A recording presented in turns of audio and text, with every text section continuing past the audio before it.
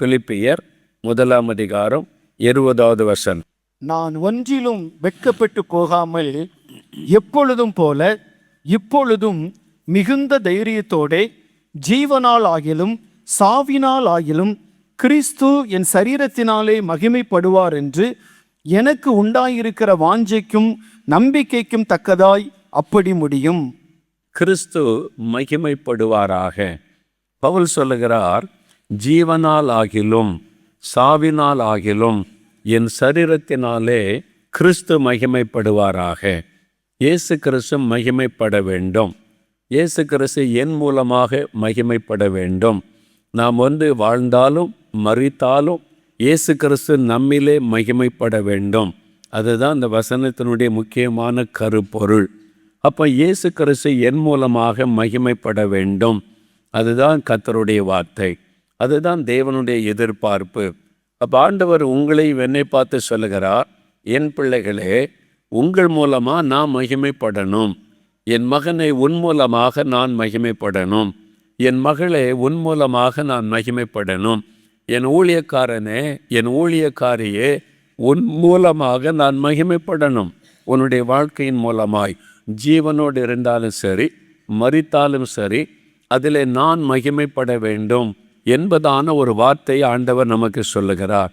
அப்போ இயேசுவை மகிமைப்படுத்துகிற ஒரு வாழ்க்கையை நாம் வாழ வேண்டும் என்று ஆண்டவர் எதிர்பார்க்கிறார். நாம் இயேசுவை மகிமைப்படுத்துகிற ஒரு வாழ்க்கை வாழ வேண்டும். இயேசு கிறிஸ்து மகிமைப்பட வேண்டும் என்பது தான் பிதாவினுடைய விருப்பமாக இருக்கிறது. அப்போஸ்தலர் நடபடிகள் 3:13 நீங்கள் வாசிக்கும்போது அதை வாசிக்க கேட்போம். ஆபிரகாம், ஈசாக்கு, யாக்கோபு என்பவருடைய தேவனாகிய நம்முடைய பிதாக்களின் தேவன் தம்முடைய பிள்ளையாகிய இயேசுவை மகிமைப்படுத்தினார். போதும். பிதாவாகிய தேவன் தன் பிள்ளையாகிய இயேசுவை மகிமைப்படுத்தினார். இயேசு மகிமைப்படுத்தப்படுகிறார் பிதாவின் மூலமாக என்பதாக பேதுரு அங்கே குறிப்பிடுகிறார். இன்னொரு வசனம் பாருங்க, யோவான் 16:14. அவர் என்னுடையதில் எடுத்து உங்களுக்கு அறிவிப்பதினால் என்னை மகிமைப்படுத்துவார். யார் அவர்? பரிசுத்தாவியானவர். பரிசுத்தாவியானவர் வரும்பொழுது சகல சத்தியத்துக்குள்ள நடத்துவார் என்று சொல்லிவிட்டு, இந்த பரிசுத்தாவியானவர் என்னை மகிமைப்படுத்துவார். பரிசுத்தாவியானுடைய முக்கியமான பணி என்ன? இயேசுவை மகிமைப்படுத்துவது. நாம் இன்றைக்கு அதிகமாய் பரிசுத்தாவியானவரை மகிமைப்படுத்துகிறோம், அவரை போற்றுகிறோம். தவறல்ல, திருத்துவத்திலே 3வது நபர். அதனால நம்ம பரிசுத்தாவியானவரை நம்ம கனப்படுத்தி துதிக்கிறோம், ஸ்தோத்தரிக்கிறோம். ஆனால் பரிசுத்தாவியானுடைய வேலை என்ன தெரியுமா? இயேசுவை மகிமைப்படுத்துவது. அல்லேலூயா சொல்லுங்க. அதனால நாம் பரிசுத்தாவியானவரை மகிமைப்படுத்துவதல்ல, நம் மூலமாக ஆவியானவர் இயேசுவை மகிமைப்படுத்தணும். அதுதான் வேதம் நமக்கு போதிக்கிற சத்தியம். நம்ம டைவர்ட் ஆகிவிடக்கூடாது. நான் ஆவியானவரை மகிமைப்படுத்துகிறேன்னா அவர் சொல்லுவார், கொஞ்சம் மாற்றிக்க தம்பி, நான் வந்திருப்பதே இயேசுவை மகிமைப்படுத்த. அதனால் ஆவியானவரே என் மூலமாக இயேசுவை மகிமைப்படுத்தணும்னு ஜெபம் பண்ணு. அதுதான் சத்தியம் சொல்லுகிற வார்த்தை. ஆமேன்னு சொல்லுங்க. அல்லேலூயா. அப்போ இயேசுவே சொல்லுகிறார், ஆவியானவர் என்னை மகிமைப்படுத்துவார். அப்போ பிதாவானவர் இயேசுவை மகிமைப்படுத்துகிறார், ஆவியானவர் இயேசுவை மகிமைப்படுத்துகிறார். இயேசு ஒரு ஜெபம் பண்ணும் பொழுது பாருங்கள், யோவான் 17:5 இயேசு ஒரு அழகான ஜெபம் செய்கிறார். பிதாவே, உலகம் உண்டாகிறதுக்கு முன்னே உம்மிடத்தில் எனக்கு உண்டாயிருந்த மகிமையினாலே இப்பொழுது நீர் என்னை உம்மிடத்திலே மகிமைப்படுத்தும். பிதாவே, இப்பொழுது நீர் என்னை உம்மிடத்திலே மகிமைப்படுத்தும். இயேசுவோடு தான் ஜெபிக்கிறார். உம்மிடத்திலே என்னை மகிமைப்படுத்தும் என்பதாக இயேசு ஜெபம் பண்ணுகிறார். அப்போ பிதாவினுடைய விருப்பம், ஆவியானுடைய முக்கியமான பணி இயேசுவை மகிமைப்படுத்துவது. ஏனென்றால் அவர்தான் சிலுவிலே தன்னை பலியாய் கொடுத்து நமக்காக இரத்தம் சிந்தி சிலுவில் மரண பரியந்தம் தன்னை தாழ்த்தினதினால எல்லா நாமத்திற்கு மேலாக இயேசுவின் நாமத்தை பிதாவானவர் உணர்த்தி, அந்த இயேசு என்கிற நாமத்திற்கு தான் வானத்தில் பூலோகத்தில் எல்லாருடைய முழங்கால்களும் முடங்கும்படி செய்திருக்கிறார். அல்லேலூயா சொல்லுங்க. ஆவியானவர் என்ன செய்கிறார்? இயேசுவின் நாமத்திற்கு எல்லாருடைய முழங்கால்களையும் முடங்க செய்கிறார். இதுதான் ஆவிக்குரிய சத்தியம். பரிசுத்தாவியனுடைய வேலையை இயேசுவை மகிமைப்படுத்துவது, இயேசுவுக்கு முன்பாக எல்லாருடைய முழங்கால்களை முடங்க பண்ணுவது, அதுதான் பிதாவினுடைய விருப்பம், பிதாவினுடைய சித்தம். எல்லா நாமத்துக்கு மேலான நாமத்தை இயேசு கிறிஸ்துவுக்கு பிதாவானவர் அருளினார். அதனால எல்லாரும் அவளுக்கு முன்பாக நடுங்கணும், முழங்கால் படையிடணும். இயேசுவின் நாமம் மகிமைப்பட வேண்டும். அதுக்கு தான் நாம் அழைக்கப்பட்டிருக்கிறோம். அப்போ என் மூலமாக இயேசு மகிமைப்படுவாராக. எல்லாரும் இதயத்தில் கை வைத்து சொல்லுங்க, என் மூலமாக கிறிஸ்து மகிமைப்படுவாராக, கிறிஸ்து மகிமைப்படுவாராக. இயேசுவை மகிமைப்படுத்துவது தான் என்னுடைய முக்கியமான பணி. அதுக்கு தான் நான் அழைக்கப்பட்டிருக்கிறேன். நீங்கள் ஒரு விசுவாசியாக அழைக்கப்பட்டு ஒப்பு கொடுத்து வந்திருந்தாலும், சீஷராக சீஷியாக இருந்தாலும், ஊழியக்காரனாய் ஊழியக்காரியாக இருந்தாலும், நம்முடைய முக்கியமான பணி கண்களுக்கு முன்னால் இருக்க வேண்டியது இயேசு கிறிஸ்துவை மகிமைப்படுத்துவது தான் என்னுடைய வேலை. அதற்கு தான் நான் அழைக்கப்பட்டிருக்கிறேன். பிதாவானவர் அதுக்கு தான் என்னை தெரிந்து கொண்டார். ஆவியானவர் என்னை நிரப்பி என்னை பயன்படுத்த காரணம் கிறிஸ்துவை மகிமைப்படுத்த வேண்டும். அதான் முக்கியமான நோக்கம். அப்போ முதலாவது ஜீவனால் ஆகிலும் பவுல் சொல்லுகிறார், நான் உயிரோடு இருக்கிற வாழ்க்கை, என்னுடைய வாழ்க்கை மூலமாக இயேசு மகிமைப்படணும். முதலாவது என்னுடைய ஜீவனால் ஆகிலும், நான் ஜீவிக்கிற இந்த காலத்தில் என்னுடைய வாழ்க்கையின் மூலமாக இயேசு மகிமைப்படணும். அப்போ என்னுடைய சாட்சியான வாழ்க்கை மூலமாக கிறிஸ்து மகிமைப்பட வேண்டும். அதான் முதலாவது. அல்லேலூயா. நம்முடைய வாழ்க்கையை பார்க்கிறவங்க, இவங்க கிறிஸ்தவங்க, இவங்க இயேசுவை உடையவர்கள், இவங்க இயேசுவை பின்பற்றுகிறவர்கள், இவங்க இப்படி தான் இருப்பாங்க, உண்மையாக இருப்பாங்க, அன்பாக இருப்பாங்க, பரிசுத்தமாக இருப்பாங்க, அவங்க இதெல்லாம் செய்ய மாட்டாங்க, இதெல்லாம் தொட மாட்டாங்க அப்படின்னு மற்றவங்க மத்தியில் நம்முடைய வாழ்க்கையை பார்த்து கிறிஸ்து மகிமைப்படணும். அந்த வாழ்க்கையை வாழ்வதற்கு நம்ம அழைக்கப்பட்டு இருக்கிறோம். அப்படிப்பட்ட ஒரு வாழ்க்கையை நான் வாழுகிறேன்னா, மேடையிலேறி சாட்சி சொல்லும், இயேசுவை நான் மகிமைப்படுத்த வந்திருக்கிறேன், இயேசு எனக்கு இந்த அற்புதம் செய்தார், சுகம் கொடுத்தார், விடுதலை கொடுத்தார். நல்லது. உங்கள் வாழ்க்கை பேசுகிறதா? உங்களுடைய லைஃப், நீங்கள் வாழ்கிற வாழ்க்கை மூலமாக கிறிஸ்து மகிமைப்படுகிறாரா? என் வாழ்க்கை இயேசுவை மகிமைப்படுத்துகிறதா? பவுல் தான் சொல்ல, ஜீவனால் ஆகில, முதல்ல நான் உயிரோடு இருக்கிற என்னுடைய வாழ்க்கையின் மூலமாக இயேசு கிறிஸ்துவை நான் மகிமைப்படுத்தணும். அப்போஸ்தலர் நடபடிகளில் தான் ஆவியானவர் ஊற்றப்பட்டு சபை ஆரம்பிக்கப்படுகிறது. சபை ஆரம்பிக்கப்பட்டு விசுவாசிகள், சீஷர்கள், ஊழியக்காரர்கள், ஊழியக்காரிகள் இதெல்லாம் அதன் பிறகுதான் உலகத்தில் உண்டாக்கப்பட்டது. அதில் வந்தவங்க தான், அந்த எழுப்புதலில் வந்தவங்க தான் நீங்களும் நானும் கூட. இப்போ அந்த நாட்களில் ஆதி திருச்சபையில் ரட்சிக்கப்பட்ட சபையில் சேர்க்கப்பட்ட தேவ பிள்ளைகள் மத்தியில் ஜனங்கள் அவங்களை குறித்து என்ன சொன்னாங்கன்னு வேதத்தில் எழுதப்பட்டிருக்கிறார். 2 வசனங்களை வாசிப்போம். அப்போஸ்தலர் 2ஆம் அதிகாரம் 47வது வசனம் பாருங்கள். அப்போஸ்தலர் 2ஆம் அதிகாரம் 47வது வசனம் வாசிக்க கேட்போம். தேவனை துதித்து ஜனங்கள் எல்லாரிடத்திலும் தயவு பெற்றிருந்தார்கள். ரட்சிக்கப்படுகிறவர்களை கர்த்தர் அனுதினமும் சபையிலே சேர்த்து கொண்டு வந்தார். அனுதினமும் ரட்சிக்கப்பட்டவங்க சபையில் சேர்க்கப்பட்டாங்க. எருசலேமில் எழுப்புதல் உண்டாகி சபை ஸ்தாபிக்கப்படுகிறது. ஆவியானவர் ஆத்துமாக்களை மனந்திரும்ப வைத்து சபையில் சேர்த்து கொண்டு வருகிறார். அப்போ ஒரு கூட்ட மக்கள் ரட்சிக்கப்பட்டு ஒன்றாக இருக்கிறாங்க. அப்போ வசனம் சொல்லுகிறாரு, ஜனங்கள், அதாவது தேவனை துதித்து, இவங்கெல்லாம் தேவனை துதிக்கிறாங்க. ஜனங்கள் எல்லாரிடத்திலும் தயவு பெற்றிருந்தாங்க. இந்த ஜனங்கள் என்று சொல்லப்படுவது அவிசுவாசிகள், இன்னும் இயேசுவை ஏற்றுக்கொள்ளாதவங்க, தூரத்தில் நின்று கிறிஸ்தவர்களை பார்க்கிறவங்க. எருசலேமில் ஒரு கூட்ட மக்கள் எழும்பி இருக்கிறாங்க, இயேசு இயேசுன்றாங்க, ஜெபிக்கிறாங்க. அவங்கள தூரத்தில் இருந்து பார்த்து அவங்கள குறித்து என்ன சொல்லப்படுகிறது? ஜனங்கள் எல்லாரிடத்திலும் தயவு பெற்றிருந்தாங்க. ஜனங்கள் அவங்கள நேசித்தாங்க, அவங்களுக்கு அன்பு காட்டினாங்க, அவங்க மேலே தயவு வைத்து அவங்களுக்கு உதவி செய்தார்கள். இன்னொரு வசனம் வாசிங்க, இன்னும் நல்லா புரியும். அப்போஸ்தலர் 5ஆம் அதிகாரம் 13ஆம் வசனம் வாசிங்க. மற்றவர்களில் ஒருவரும் அவர்களுடனே சேர துணியவில்லை, ஆகிலும் ஜனங்கள் அவர்களை மேன்மைப்படுத்தினார்கள். ஜனங்கள் அவர்களை மேன்மைப்படுத்தினார்கள். சபையில் ஒரு எழுப்புதல் காலத்தில் அனனியா சப்பீரால் பொய் சொல்லி சாட்சியை கெடுத்து கொண்டார்கள். இயேசுவை மகிமைப்படுத்துவதற்கு பதிலாக ஆண்டவரை துக்கப்படுத்திட்டாங்க. அதனால் 2 பேரும் மரித்து போகிறார்கள். இந்த செய்தி எருசலேம் முழுவதும் பரவுகிறது. அப்போ இயேசுவை பின்பற்றினவங்க பொய் சொன்னாங்க, ஏமாத்தினாங்க. அதனால அவங்க செத்து போயிட்டாங்களாம். அப்படி விழுந்து செத்துட்டாங்க. இயற்கைக்கு மேற்பட்ட காரியம் நடந்தது. இப்போ எல்லாருக்குள்ள பயம்.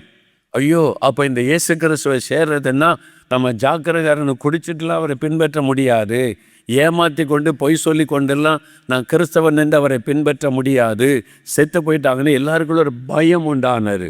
பாருங்க, வசனம் சொல்லுகிறாரு, மற்றவர்களில் ஒருவரும் அவர்களுடனே சேர துணியவில்லை.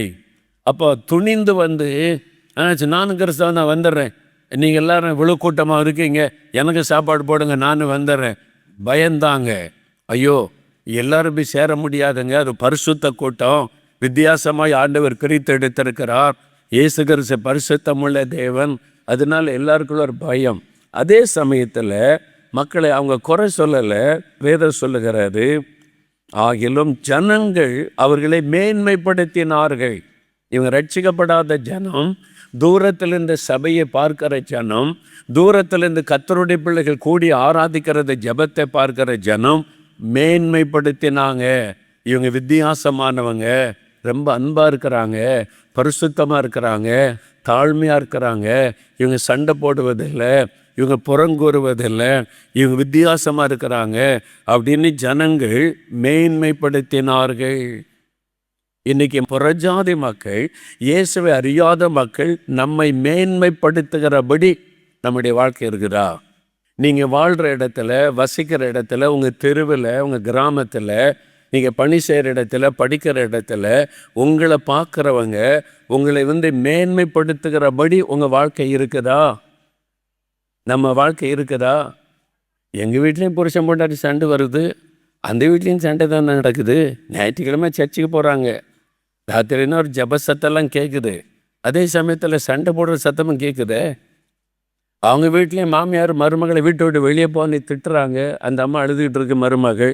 எங்கள் வீட்டில் நடக்கிற மாதிரி தான் அங்கேயும் நடக்குது.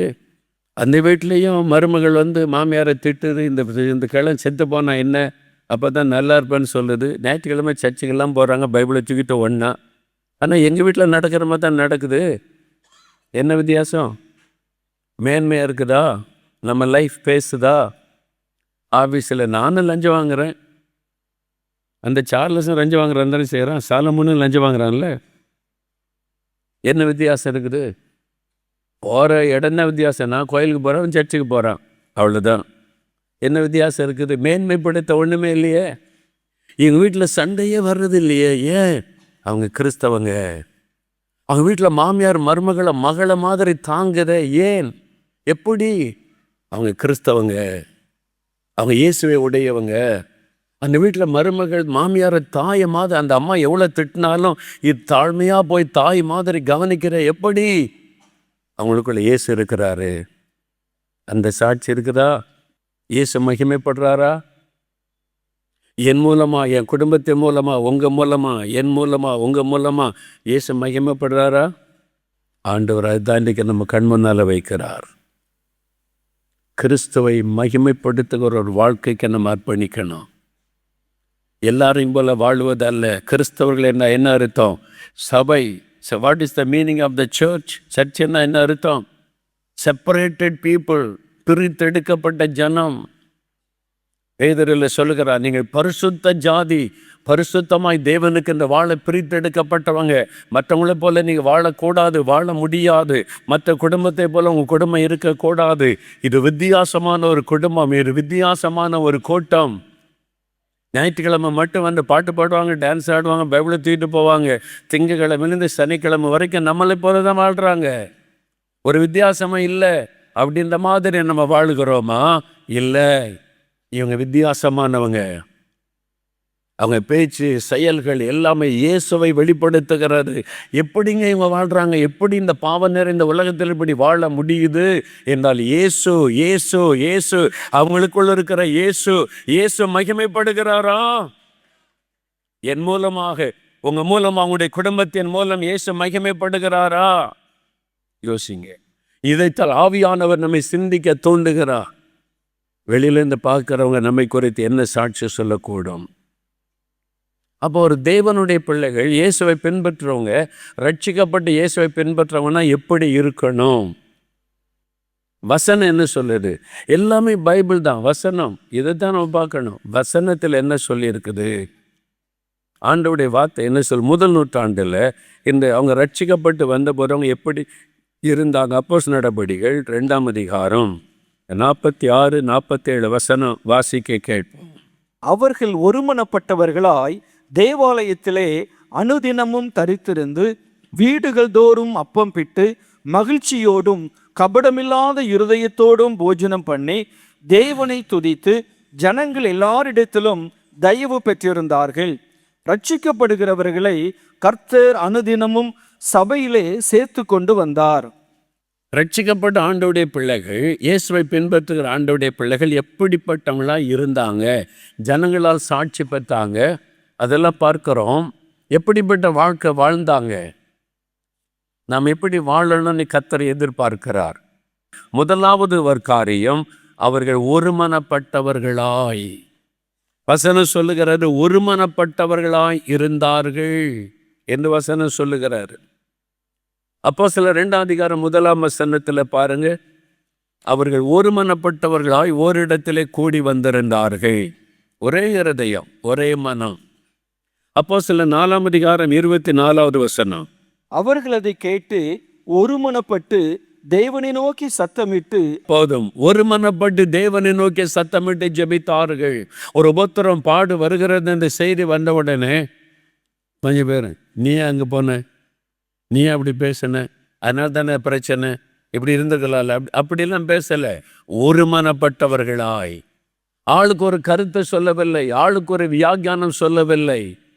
ஒருமனப்பட்டவர்களாய் கர்த்தரை நோக்கி ஜெபம் பண்ணினார்கள். 32 வசனம் வாசிங்க. அப்போஸ்தலர் 4:32.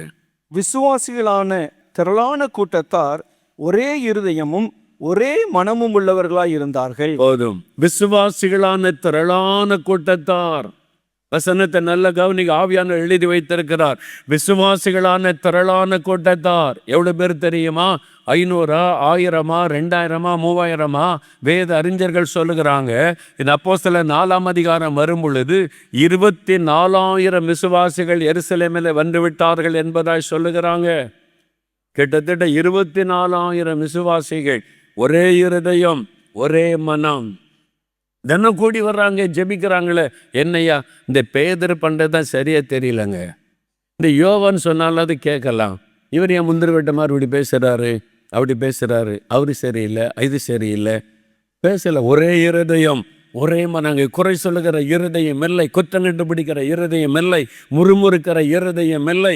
ஒரே இருதயம், ஒரே மனம். 24,000 விசுவாசிகள். வீட்டுக்குள்ளே ஒரு மனம் இல்லை, கணவன் மனைவிக்குள்ளே ஒரு மனம் இல்லை, மாமியார் மருமகளுக்குள்ளே ஒரு மனம் இல்லை, பெற்றோர் பிள்ளைகளுக்குள்ளே ஒரு மனம் இல்லை. ஒரு சின்ன சபை, 15 பேர் இருக்கிற சபைக்குள்ள 15 குரூப்பா இருக்கிறோம், ஒரு மனம் இல்லை. ஏன்னா இயேசுவை பற்றி சிந்தை நமக்கு இல்லை, சுயநலம்தான் இருக்கிறது. இயேசு என்னில் மகிமைப்பட வேண்டுமே, இயேசுவை நான் காண்பிக்க வேண்டுமே, என் சபையை பார்க்கிறவங்க இயேசுவின் அன்பை பார்க்கணுமே, என் வாழ்க்கையை பார்க்கிறவர்கள் இயேசுவை பார்க்கணுமே, அந்த எண்ணம் இல்லை, சுயநலம். நான் மாமியாரு, நான் சொல்றபடிதான் கேட்கணும். என் மகன் வசனத்துக்கு கீழ்ப்படியணும், அந்த எண்ணமே இல்லை. அந்நிய பாஷை பேசுவோம், பாட்டு பாடுவோம், எல்லாம் செய்வோம், வசனத்துக்கு கீழ்ப்படின சிந்தை இல்லை. வீட்டுக்குள்ள சமாதானம் இல்லை, சாட்சி இல்லை, ஒரு மனம் இல்லையே. அன்னைக்கு ஒரு மனம் இருந்தது, ஒரே இருதயம், ஒரே மனம் இருந்துச்சு. அப்ப இயேசு அதில் காண்பித்தாங்க. யாருங்க இவங்க? இவ்வளோ பெரிய கூட்டம், யாருமே ஒண்ணுமே குறை சொல்ல மாட்டேங்கிறாங்க, எல்லாரும் சந்தோஷமா துதிக்கிறாங்க, ஒருத்தருக்கு ஒருத்தர் மகிழ்ச்சியா கை கொடுக்குறாங்க, வாழ்த்துறாங்க, பேசுறாங்க. யாருங்க இவங்க? கிறிஸ்தவர்கள். நீங்க சர்ச்சுக்கு போனா யாரு கூட பேசாம முகத்தை திருப்பிட்டு வர்றீங்களே, நீங்க யாரு? Who are you? உங்க சர்ச்சில் ஆராதிக்கிற ஒருத்தரை பார்த்த முகத்தை திருப்பிக்கிட்டு வர்றீங்களே, நீங்கள் யார்? பாஸ்டருக்கு ஒருத்த சண்டை, பாஸ்டருக்கு ஒருத்த முறுமுறுப்பு. பேசி முடிச்சோடனே பாஸ்டர் பற்றி ஃபோனில், பாஸ்டர் இன்னைக்கு பேசுனது கேட்டியா? அவருக்கு எப்படி இதெல்லாம் தைரியம் வந்துச்சு, எப்படிலாம் பேசுகிறாரு, அவர் எதுக்கு இதெல்லாம் செய்கிறாரு? ஃபோனில் பேசி பாஸ்டரை பற்றி அடுத்தவங்கள்ட்ட பேசி கூட்டம் சேர்க்குறோம்ல, நீங்கள் யாரு? குவாரியோ பிசாசை பின்பற்றுகிறவர்களா இருக்கிறீங்களா? பிசாசை மகிமைப்படுத்துறீங்களா?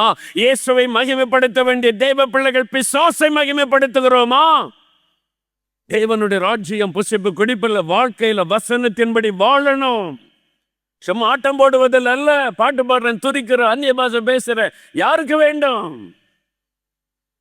வாழ்க்கையில இயேசுவை காண்பிக்கிறீங்களா? நான் காண்பிக்கிறேனா? உலகம் என்னில இயேசுவை தேடுகிறது. இயேசு நம்மிடத்தில் எதிர்பார்ப்பது என்ன? இவங்க மகிமைப்படுத்துவாங்க. நம்பிதான் ரட்சித்தார், அப்படிதான் அபிஷேகம் பண்ணினார், அதுக்கு தான் எல்லாம் தந்தார். நம்ம அந்த சிந்தையே இல்லாமல் வாழுகிறோமே சுயநலமாய். இதுல எனக்கு என்ன லாபம், எனக்கு என்ன காரியம், ஏன் காரியத்துக்கு ஏற்றபடி வசனத்தை கண்டுபிடிப்பது. அவங்க ஏன் ஒரு மனமா இருந்தாங்க? அவங்களுக்குள்ள ஒரு அன்பு இருந்தது. இன்னைக்கு கிறிஸ்தவத்தில் அன்பு குறைந்து விட்டாரு. சில இடத்துல அன்பே இல்லை. இயேசு என்ன சொன்னார் தெரியுமா? நம்ம கிறிஸ்தவங்க இயேசுவை பின்பற்றுற சீஷர்கள் என்ன அடையாளம்? பேட்ஜ் குத்திக்கிறதா? ஒரு சிலுவையில் தங்கத்தில் சிலுவை செயினில் போட்டு நான் கிறிஸ்தவன் பாரு, கிறிஸ்தவள் பாருன்னு சொல்கிறதா? இயேசு ஒரு அடையாளம் சொல்கிறார் பாருங்க. யோவான் 13ஆம் அதிகாரம் 34, 35 வாசிக்கு கேட்போம். நீங்கள் ஒருவரில் ஒருவர் அன்பாயிருங்கள். நான் உங்களில் அன்பாயிருந்தது போல நீங்களும் ஒருவரில் ஒருவர் அன்பாயிருங்கள் என்கிற புதிதான கட்டளையை உங்களுக்கு கொடுக்கிறேன். நீங்கள் ஒருவரில் ஒருவர் அன்புள்ளவர்களாயிருந்தால் அதனால் நீங்கள் என்னுடைய சீஷர்கள் என்று எல்லாரும் அறிந்து கொள்வார்கள் என்றார். ஒருவரில் ஒருவர் அன்பாயிருங்கள். நான் உங்களிடத்தில் அன்பாயிருக்கிறதை போல் அன்பாயிருங்கள். எப்படி அன்பாயிருக்கணும் என்பதை இயேசு சொல்லுகிறார். இயேசு சொல்லுகிறார், நான் உங்களிடத்தில் அன்பா இருக்கிறல்ல, உன்கிட்ட எத்தனை குறை இருக்குது, நான் அதெல்லாம் பேசுறேன்னா, ஆனாலும் உன் மேல அன்பா இருக்கிறல்ல. மாமியார்கிட்ட குறை இருக்கலாம், மருமகிட்ட சின்ன குறை இருக்கலாம், கணவர்கிட்ட சின்ன பிரச்சனை இருக்கலாம், மனைவி கிட்ட சின்ன குறை இருக்கலாம். அதையே பெருசாக்கி சண்டை போட்டு இயேசுவின் நாமத்தை அவமானப்படுத்துகிறோமே.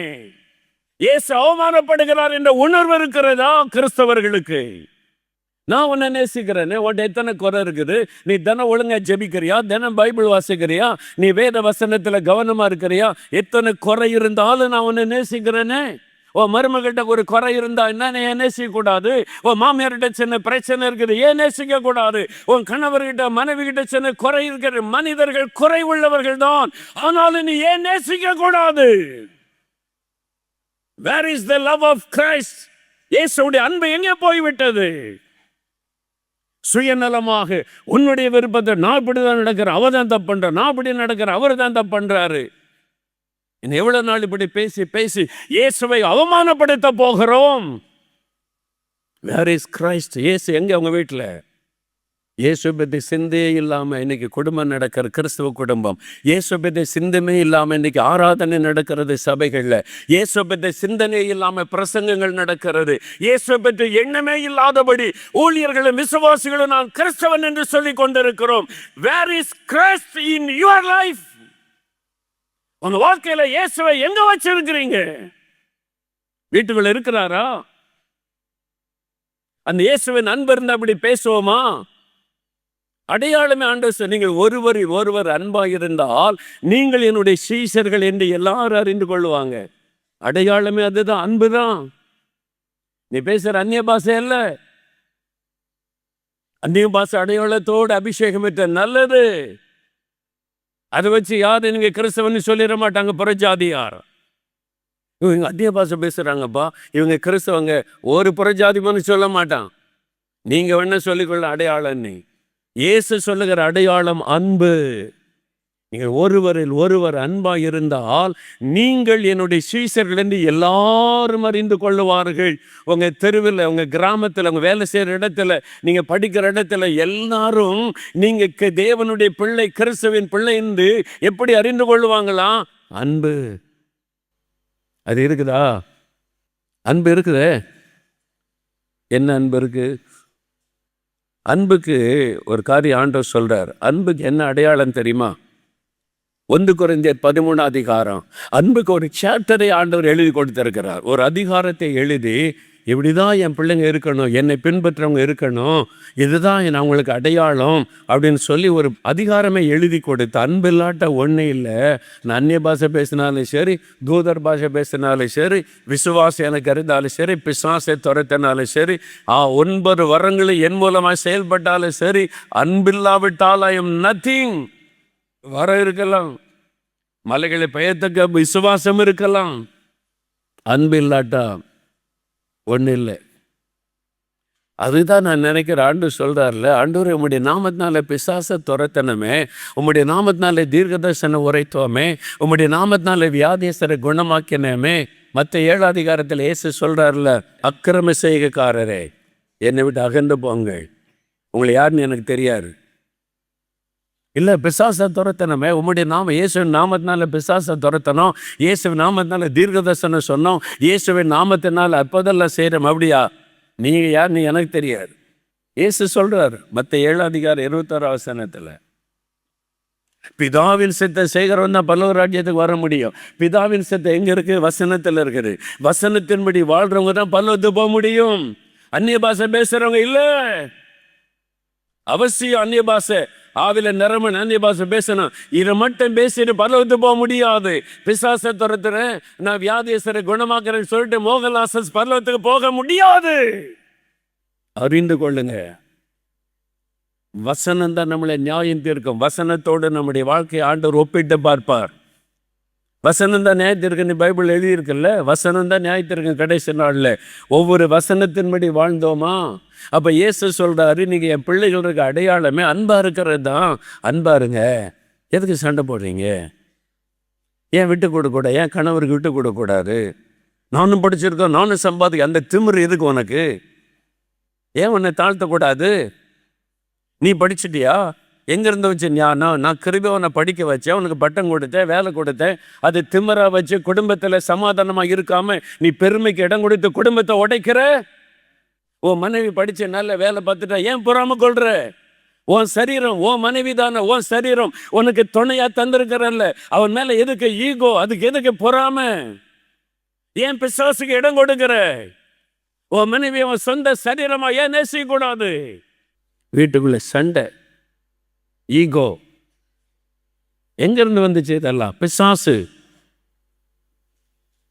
அப்புறம் எப்படி இயேசு மகிமைப்படுவார் சொல்லுங்க? ஒரு குடும்ப நல நீதிமன்றம், பேப்பரில் நியூஸ் என்ன கேட்டிங் தெரியுமா உங்களுக்கு? நம்ம வெட்கப்படணும். கிறிஸ்தவங்க, சபைகள், ஊழியக்காரங்க வெட்கப்படணும். நீதிபதி ஹிந்து விசாரிக்கிறார் கணவன் மனைவி பிரச்சனையை. நீங்கள் கிறிஸ்தவங்க தானே? ஆமாம். ஏன் இந்த மாதிரி டைவர்ஸுக்கு வந்து நிற்கிறீங்க? அமைதியாக இருக்கிறான். இந்த நீதிபதி சொல்லுகிறார், உங்கள் பைபிளில் என்ன சொல்லியிருக்கு தெரியுமா? ஒருத்தர் மன்னிக்கணும்னு பைபிளில் இயேசு சொல்லியிருக்கிறார். போய் பைபிளை வாசிங்க, ஒருத்தருக்கு மன்னிங்க. ஐக்கியமாக இருக்கிற விட்டு எதுக்கு எப்படி நீங்கள் பிரிவினைக்காக வந்து நிற்கிறீங்க? யார் சொல்லுவது? ஒரு இந்த நீதிபதி, பேப்பரில் நியூஸு, நீதிபதி கிறிஸ்தவ தம்பதிகளுக்கு ஆலோசனை. இயேசு சொல்லியிருக்கிறபடி நடங்க. இயேசுவை மகிமைப்படுத்துகிறோமா, அவரை இழிவுபடுத்துகிறோமா? சொல்லுங்க வாய் திறந்து. இயேசுவை அவமானப்படுத்தி கொண்டிருக்கிற கிறிஸ்தவர்கள். காரணம் சுயநலம். இயேசு நாம எப்படி போனா எனக்கு என்ன? எனக்கு நான் விரும்புகிறபடி வாழணும், நான் விரும்புகிறதை செய்யணும், அவ்வளோதான். அதில் இயேசுடைய நாமம் தூஷிக்கப்படுமே. இயேசு கிறிஸ்து என்ன நினைப்பார்? இந்த சிந்தையே இல்லாமல் வாழ்கிற கிறிஸ்தவர்கள். அதில் சில பெரிய பரிசுத்தவாட்டிகள், மகளே நீ பிரிஞ்சு வந்துரு, உனக்கு வேற கல்யாணம் பண்ணி வைக்கிறேன். யார் கொடுத்த அந்த அதிகாரம்? பைபிளையும் கையில் வச்சுட்டு அந்நிய பாஷையும் பேசிக்கிட்டு திரும்பி வந்துரு, அவன் வேண்டாம் உனக்கு வேற கல்யாணம். அந்நிய பாஷை பேசுகிற தாய்மார் சொல்கிற வார்த்தை. யார் உங்களுக்கு இந்த அதிகாரம் கொடுத்தது? திமிரு. வேத வசனத்துக்கு ஒத்த சிந்தை இல்லாதபடி பிரிஞ்சு வந்துருன்னு சொல்லுவதற்கு யார் அதிகாரம் கொடுத்தது? தேவன் இணைத்தரை மனுஷன் பிரிக்க கூடாதுன்னு இயேசு சொன்னாரே, அந்த வார்த்தைக்கு என்ன மரியாதை கொடுக்கிறீர்கள்? பாடு, எல்லாத்துக்கும் பாடுதான் பிரச்சனை. பொறுமையாரு, சாந்தமாரு, அமைதியா இருந்த ஆண்டவர் சொல்லி கொடுத்திருக்கிறார். பாடுகளை சகிச்சுக்க, கொஞ்ச நாள்ல சரியாயிரும். இதுதானே கர்த்தர் சொல்லி கொடுத்த ஆலோசனை. அப்ப நீங்க பேசுற அந்நிய பாஷை என்ன பாஷை? அது ஆவியானவர் பேசுறதா, பிசாசு பேசுறதா? வசனத்துக்கு கீழ்ப்படிவதற்கு இடம் கொடுக்காதபடி என்ன கிறிஸ்தவ வாழ்க்கை வாழ்கிறோம்? இயேசு மகிமைப்படுகிறாரா? இதுல வேற ஒரு அம்மா வந்து கர்த்தர் சொல்லுகிறார், கல்யாணம் பண்ணி 2 குழந்தை இருக்கு, கர்த்தர் சொல்லுகிறார் பிரிஞ்சு வர சொல்லுகிறார். எனக்கு அடிக்கலான்னு தோணுது. எதை வச்சு அடிக்கிறது? இருந்துகள்ல கர்த்தர் சொல்றாராம். எங்க இருந்து சொல்லுவார்? கர்த்தரல்ல, பிசாசு சொல்றான். அதில் ஒரு அந்நிய பாஷை பேசி மகளுக்கு தீர்ந்த மகளே, கர்த்தர் சொல்லுகிறார், அவர் உனக்கு சரியான கணவனால பிரிஞ்சு வந்து 2 குழந்தை பிறந்த பிறகு இந்த அம்மாவை நான் 7 மடங்கு நரகத்தை சூடாக்கி உள்ள போடணும். எவ்வளவு திமிரு! யார் கொடுத்தது இந்த அதிகாரம் எல்லாம் கிறிஸ்தவர்களுக்கு? தீர்க்கதரிசனம் என்ற பெயரில் இயேசு அவமானப்படுத்துவது. வசனம் என்ன சொல்லுது? பிரிந்து போகக்கூடாது. அந்த பிள்ளைக்கு தெரியுதுங்க. அந்த பிள்ளைகிட்ட பேசுன, அங்கு எனக்கு தெரியுது, கொஞ்ச நாள் நான் பொறுமையான கணவர் சரியாயிருவார். எங்கள் அம்மா கேட்க மாட்டேங்கிறாங்க. நீங்கள் தாய்மார் விலகி இருந்தால் பிள்ளைகள் நல்லா இருக்கும். நீங்கள் தலையிடாமல் இருந்தாலே போதும். ஆமேன்னு சொல்லுங்க. கேரளாவில் கல்யாணத்துக்கு முன்னால் கவுன்சிலிங் 2-3 நாள் கவுன்சிலிங் போகணும். கல்யாணம் பண்ண போகிற பையனும் பொண்ணும் கவுன்சிலிங். சிஎஸ்ஐ சர்ச்சில்ங்க, சிஎஸ்ஐ சர்ச்சில் கேரளாவில். அங்கே போய்ட்டு வந்த ஒரு மகளோட பேசினேன், என்ன சொல்லிக் கொடுப்பாங்க அப்படின்னு. அங்கே ஆவிக்குரிய வாழ்க்கையிலிருந்து ஃபேமிலி வரைக்கும் எல்லா பிரச்சனை இல்லை. அப்போ அன்றைக்கி எனக்கு ஒன்றும் புரியல. ஆனால் இப்போ அந்த திருமணமான பிறகு எனக்கு புரியுது, ஓ இதெல்லாம் எனக்கு வரும்னு சொல்லி கொடுத்தாங்க என்னை. அதில் சொல்லி கொடுத்த முதலாவது காரியம் என்ன தெரியுமா? 6 மாதம் உங்கள் அம்மாக்கிட்ட ஃபோனே பேசக்கூடாது, நீ நல்லா இருப்ப. ஆமாம், உண்மை. 6 மாதம் நீ ஃபோனே பேசக்கூடாது அம்மாக்கிட்ட, வீட்டுக்கு பேசக்கூடாது. அந்த மகள் சொல்கிற, நான் பேசாமல் இருந்தனால தப்பிச்சுட்டாங்க. உண்மை. கவுன்சிலிங் சொல்லிக் கொடுக்காங்க. அந்த பிள்ளை சொல்கிறா, எங்களுக்கு சொல்லிக் கொடுத்தாங்க, நான் 6 மாதம் எங்கள் அம்மாட்ட பேசவே இல்லை. வீட்டில் பிரச்சனை வந்தது, எல்லாத்தையும் நான் ஜோம் பண்ணி சமாளித்து வந்துட்டேன்னா எல்லாம் சரியாயிடுச்சு. இந்த 6 மாதத்துக்குள்ளே இந்த தாய்மார் பண்ணுற அலப்பறை தான் பிள்ளைகளுடைய லைஃப்பை கெடுக்குது. உண்மை. தினமும் எங்கள் கவுன்சிலிங் வர்றாங்க, ஃபேமிலி கூட்டிட்டு. உன் மனைவிக்கு இப்போ அதே வேலை தான், டெய்லி மணிக்கணக்காக உட்காந்து குடும்பத்தோடு பேசுகிறது. அது சொல்கிறா, பிள்ளைகள் நல்லா இருக்குது, இந்த தாய்மார் பண்ணுற வேலை தான் குடும்பத்தை உடைக்குது. நான் இந்த தாய்மாரெல்லாம் இப்போ திட்டிக்கிட்டு இருக்கேன்னு சொன்னான். நிறைய தாய்மார் பண்ணுற வேலை தான் பிள்ளைகளுடைய லைஃப்பை கெடுக்குதுன்னு சொல்லி. பிள்ளைகள் நல்ல விவரமாக இருக்காங்க. உங்களை விட்டுட்டா போதும், தனி நீ ஜெபம் பண்ணு, நீ கர்த்தர்கிட்ட கேட்ட வாழ்க்கையை நடத்தி நீ விட்டால் போதும், அதுங்க சமாளித்து வந்துடும். இந்த தாய்மார் தான் இந்த குடும்பத்தை உடைக்கிறாங்க. தயவு செய்து நீ கோவப்படாதங்க, யோசிங்க. மகளை ஃப்ரீயாக விடுங்க. 6 மாதம் அம்மாட்ட பேசக்கூடாது. இவங்க செல்ஃபோனை வேறு, நானே சார்ஜ் பண்ணிக்கிறேன், நானே உனக்கு தனி செல்ஃபோன் கூட கொண்டு போமான்னு சொல்லி. வாலி பிள்ளைகள் அறிந்து கொள்ளுங்க, உங்கள் அம்மா செல்ஃபோன் கொடுத்தா தூக்கி வீட்டில் போட்டுட்டு போயிருங்க, உங்கள் வாழ்க்கை நல்லா இருக்கும். அல்லேலூயா சொல்லுங்க. தகப்பன்மார் சொல்லணும், மனைவிமாரை கட்டுப்படுத்தணும், பிள்ளைகிட்ட செல்ஃபோன் கொடுக்காத, பிள்ளை போய் நல்லா வாழட்டுன்னு சொல்லணும். என்ன குடும்பம், கிறிஸ்துவ குடும்பத்தின் மூலம் இயேசுவின் நாமம் தூஷிக்கப்படுகிறதே. இயேசு மகிமைப்பட வேண்டிய இடத்துல நீதிமன்றத்தில் தூஷிக்கப்படுகிறது, இயேசு அவமானப்படுத்தப்படுகிறாரே. அதில் இன்னும் ஒரு சபை, சர்ச்சு கேஸ் நடக்குது, சபை கேஸ் நடக்குது நீதிமன்றத்தில். நிறைய சபை தலைவர்களுக்கு உணர்வே இல்லை. பிஷப் நிற்கிறாங்க, கூண்டில் கேஸ் போட்டவங்க நிற்கிறாங்க. நீதிபதி சொல்கிறார், உங்கள் பைபிளில் இயேசு இப்படி தான் சொன்னாரா, நீங்கள் ஏன் மன்னிக்கக்கூடாது, ஏன் பழி வாங்குறீங்க? நீதிபதி கேட்குறாருங்க. இன்னொரு முறை பேப்பரில் நியூஸு, ஊழியக்காரரை பார்த்து, பிஷப்பை பார்த்து கேட்குறாரு, எதுக்கு இப்படிலாம் பழி வாங்குறீங்க? இயேசு தான் சொல்லி கொடுத்தாரா, மன்னிக்க தானே சொன்னார். ஒரு இந்து நீதிபதி சொல்லுகிறார், இது யாருக்கு அவமானம்?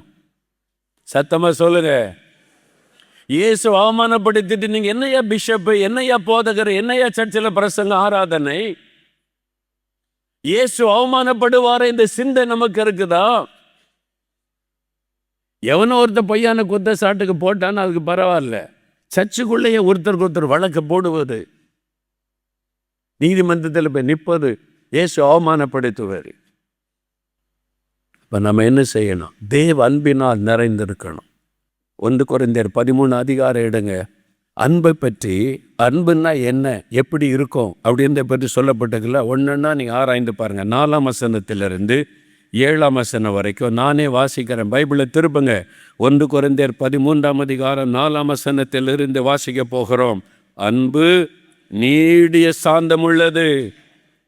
நீடிய சாந்தம். அன்பு தயவுள்ளது. அன்புக்கு பொறாமை இல்லை. அன்பு தன்னை புகழாது. அன்பு இருமாப்பாயிராது.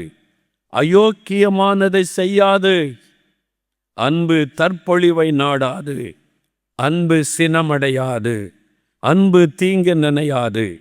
அன்பு அநியாயத்தில் சந்தோஷப்படாமல் சத்தியத்திலே சந்தோஷப்படும். அன்பு சகலத்தையும் தாங்கும், சகலத்தையும் விசுவாசிக்கும், சகலத்தையும் நம்பும், சகலத்தையும் சகிக்கும். சகிக்கிற அன்பு. ஏன் சகித்து கொள்ளக்கூடாது?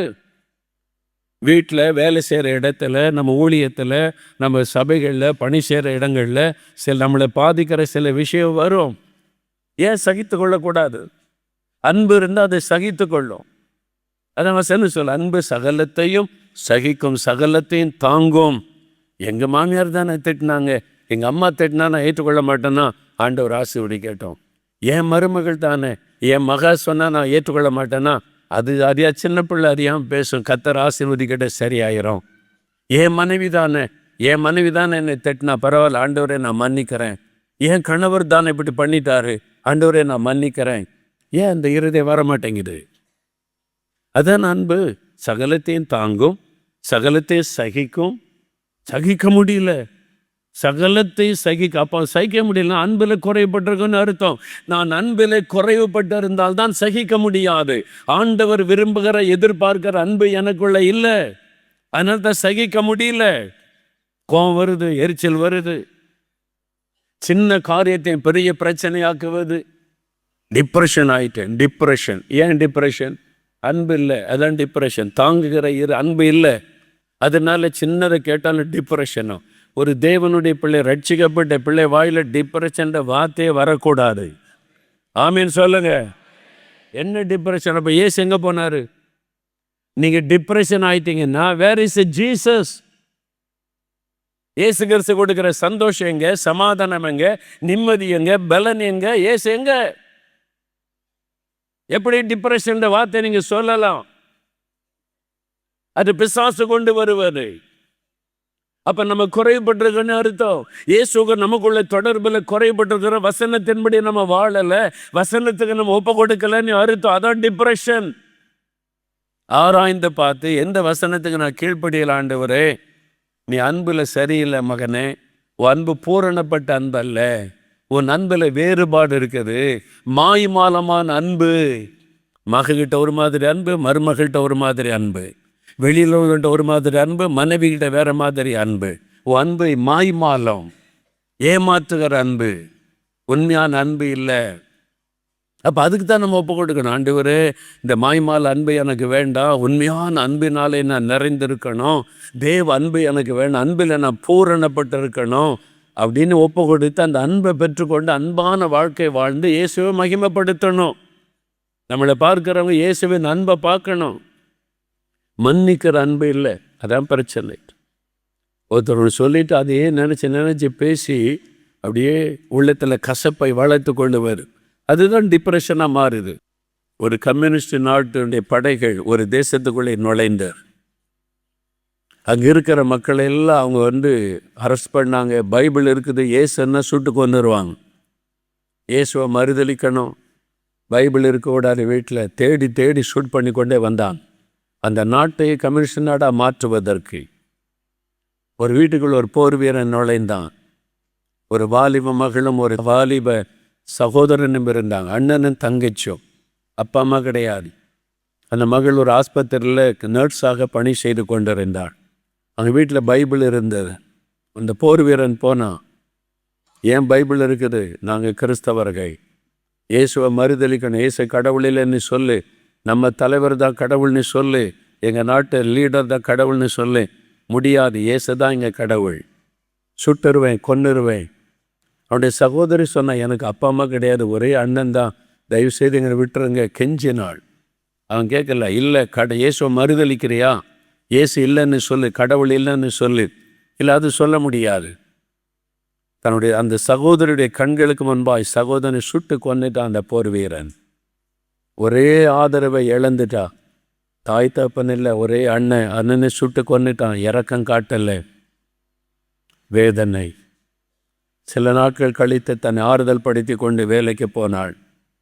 அவள் ஆஸ்பத்திரியில் வேலை செய்து கொண்டிருக்கும்போது ஒரு போர் வீரனை குற்றுயிராய் கொண்டு வந்தாங்க. உள்நாட்டு யுத்தம் நடக்குது, குண்டடிப்பட்டு ரத்தம் வழிந்து கொண்டிருக்கிறது, மயக்கத்தில் இருக்கிற அவனை கொண்டு வந்தாங்க. அப்பொழுது இந்த மகள் தான் அந்த டியூட்டியில் இருந்தாள், இந்த நர்ஸாக இருக்கிற மகள். அவனை பார்த்தவொடனே தெரிஞ்சிட்டு தன் கண்களுக்கு முன்பாய் தன் சொந்த சகோதரனை சுட்டு கொண்ட அதே மிருக இருதயம் கொண்ட அந்த போர் வீரன் அவன்தான் இப்போ வந்திருக்கிறான் குற்றுயிராய். ரத்தம் ஓடிக்கொண்டு இருக்கிறது. டாக்டர்ஸ் வரணும், அதுக்குள்ளே இவனை காப்பாற்றணும், முதல் உதவி செய்யணும். அப்பொழுது அவனுடைய உள்ளத்தில் ஒரு குரல் கேட்டாரு, பழி வாங்கிக்கொள். இவன்தான் உன்னை அனாதையாக்கினவன், இவன்தான் உன்னுடைய சகோதரனை சுட்டு கொன்றவன். நீ அழுது கெஞ்சும் போது கூட இறக்கமில்லாதபடி உன் சகோதரனை கொன்று உன்னை அனாதையாக்கினவன். பழி வாங்கிக்கொள். நீ ஒன்றும் பண்ண வேண்டாம், கொஞ்ச நேரம் சும்மா இரு. சில நம்முடைய நேரம் ஒன்றுமே அவனை கவனிக்காமல் விட்டுரு, தன்னால் செத்துருவான். நீ அவனை கொல்லலாம் பண்ண வேண்டாம், விட்டுரு, தன்னால் செத்துருவான். ஒரு குரல் கேட்குது, பழி வாங்கு. இவன் தான் அவனை அனாதையாக்கினான், உன்னை இந்த நிலைமைக்கு ஆளாக்கினவன் இவன்தான். இன்னொரு பக்கத்தில் ஒரு குரல், மெல்லிய குரல், இயேசுவின் குரல், மகளே அன்பு காட்டு, மகளே அன்பு காட்டு, மகளே அன்பு காட்டு. ஒரு குரல் சொல்லுகிறது பழி வாங்கு, இன்னொரு குரல் பேசுகிறது, இயேசுவின் குரல், அன்பு காட்டு மகளே. உன்னை அனாதையாக்கினவன் தான், உன் கண்களுக்கு முன்பாய் சகோதரனை சுட்டு கொண்டவன் தான், ஆனாலும் அவனுக்கு அன்பு காட்டு. அவள் இயேசுவின் குரலுக்கு கீழ்ப்படிந்தாள். அவனை காப்பாற்றுவதற்கு என்ன உண்டு அதெல்லாம் முதல் உதவியெல்லாம் செய்து விட்டாள். பல மணி நேரம் கழித்து அவன் மயக்கம் தெளிந்து கண் விழித்த போது இந்த மகள்தான் அவனை கவனித்து கொண்டிருந்தாள். அந்த அறைக்குள்ள அவனுக்கு அடையாளம் தெரிந்து விட்டாரு. இவள் வீட்டுக்குள்ளே போய் அவருடைய சகோதரனை நான் சுட்டு கொன்னேனே, இவளா என்னை காப்பாற்றி இருக்கிறாள், இவளா என்னை உயிரை காப்பாற்றி இருக்கிறாள். ஆச்சரியமாய் பார்த்தான். ஒன்றுமே சொல்ல அமைதியாக அவனுக்கு உதவி செய்து கொண்டே இருந்தாள், கவனித்து கொண்டே இருந்தான். எப்படி இப்படி இவளால் என்னை காப்பாற்ற முடிந்தது, இப்படி இவளால் எனக்கு நன்மை செய்ய முடிகிறது. நான் இவளை அனாதையாக்கினேன், அழுது கெஞ்சின போது கூட இரக்கம் காட்டலையே, இவள் எனக்கு அன்பு காட்டுகிறாள் எப்படி? அவன் கேட்டான். நான் தான் உன் சகோதரனை சுட்டு கொண்டவன், எனக்கு தெரியும் என்று சொன்னாள். நீ கண்ணீர் விட்டு அழுத போது கூட நான் கேட்காம உன் சகோதரனை கொண்டேனே, எனக்கு தெரியும். உன் அனாதையாக்கினேனே, எனக்கு தெரியும். இது எப்படி? அவள் சொன்னார், இயேசு கிறிஸ்து, இயேசு கிறிஸ்து.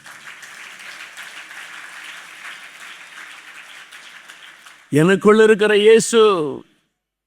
அவன் சொன்னான், இப்படி ஒரு கடவுளா?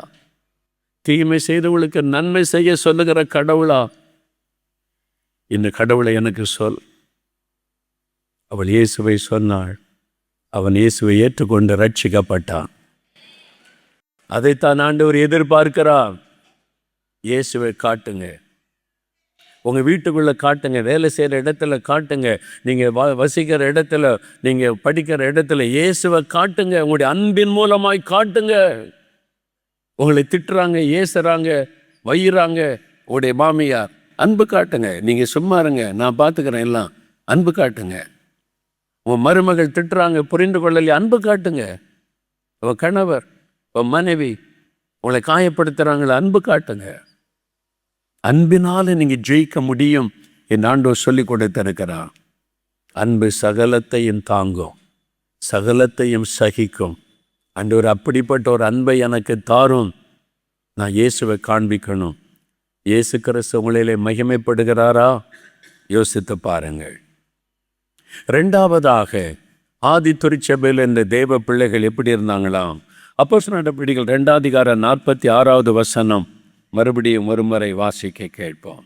அவர்கள் ஒருமனப்பட்டவர்களாய் தேவாலயத்திலே அனுதினமும் தரித்திருந்து வீடுகள் தோறும் அப்பம் பிட்டு மகிழ்ச்சியோடும் கபடமில்லாத இருதயத்தோடும் போஜனம் பண்ணி தேவனை துதித்து ஜனங்கள் எல்லாரிடத்திலும் தயவு பெற்றிருந்தார்கள். அவர்கள் மகிழ்ச்சியோடு கூட இருந்தார்கள். வசனம் சொல்லுகிறது, ஆண்டவரை ஏற்றுக்கொண்ட ஆண்டவருடைய பிள்ளைகள் திரளான கூட்டம், ஒரே இருதயம், அன்பினால் நிறைந்திருந்தாங்க. யாரையும் குறை சொல்லலை, யாரையும் திட்டி கொண்டிருக்கல, சண்டை போட்டு கொண்டிருக்கல, அன்பினால் நிறைந்திருந்தார்கள். 2வது வசனம் சொல்லுகிறது, மகிழ்ச்சியோடு இருந்தாங்க. அவனை பார்த்த சிரித்த முகம், எப்பவுமே சந்தோஷமாக இருக்கிறாங்க, மகிழ்ச்சியாக இருக்கிறாங்க. எப்படிங்க நீங்கள் சந்தோஷமாக இருக்கிறீங்க?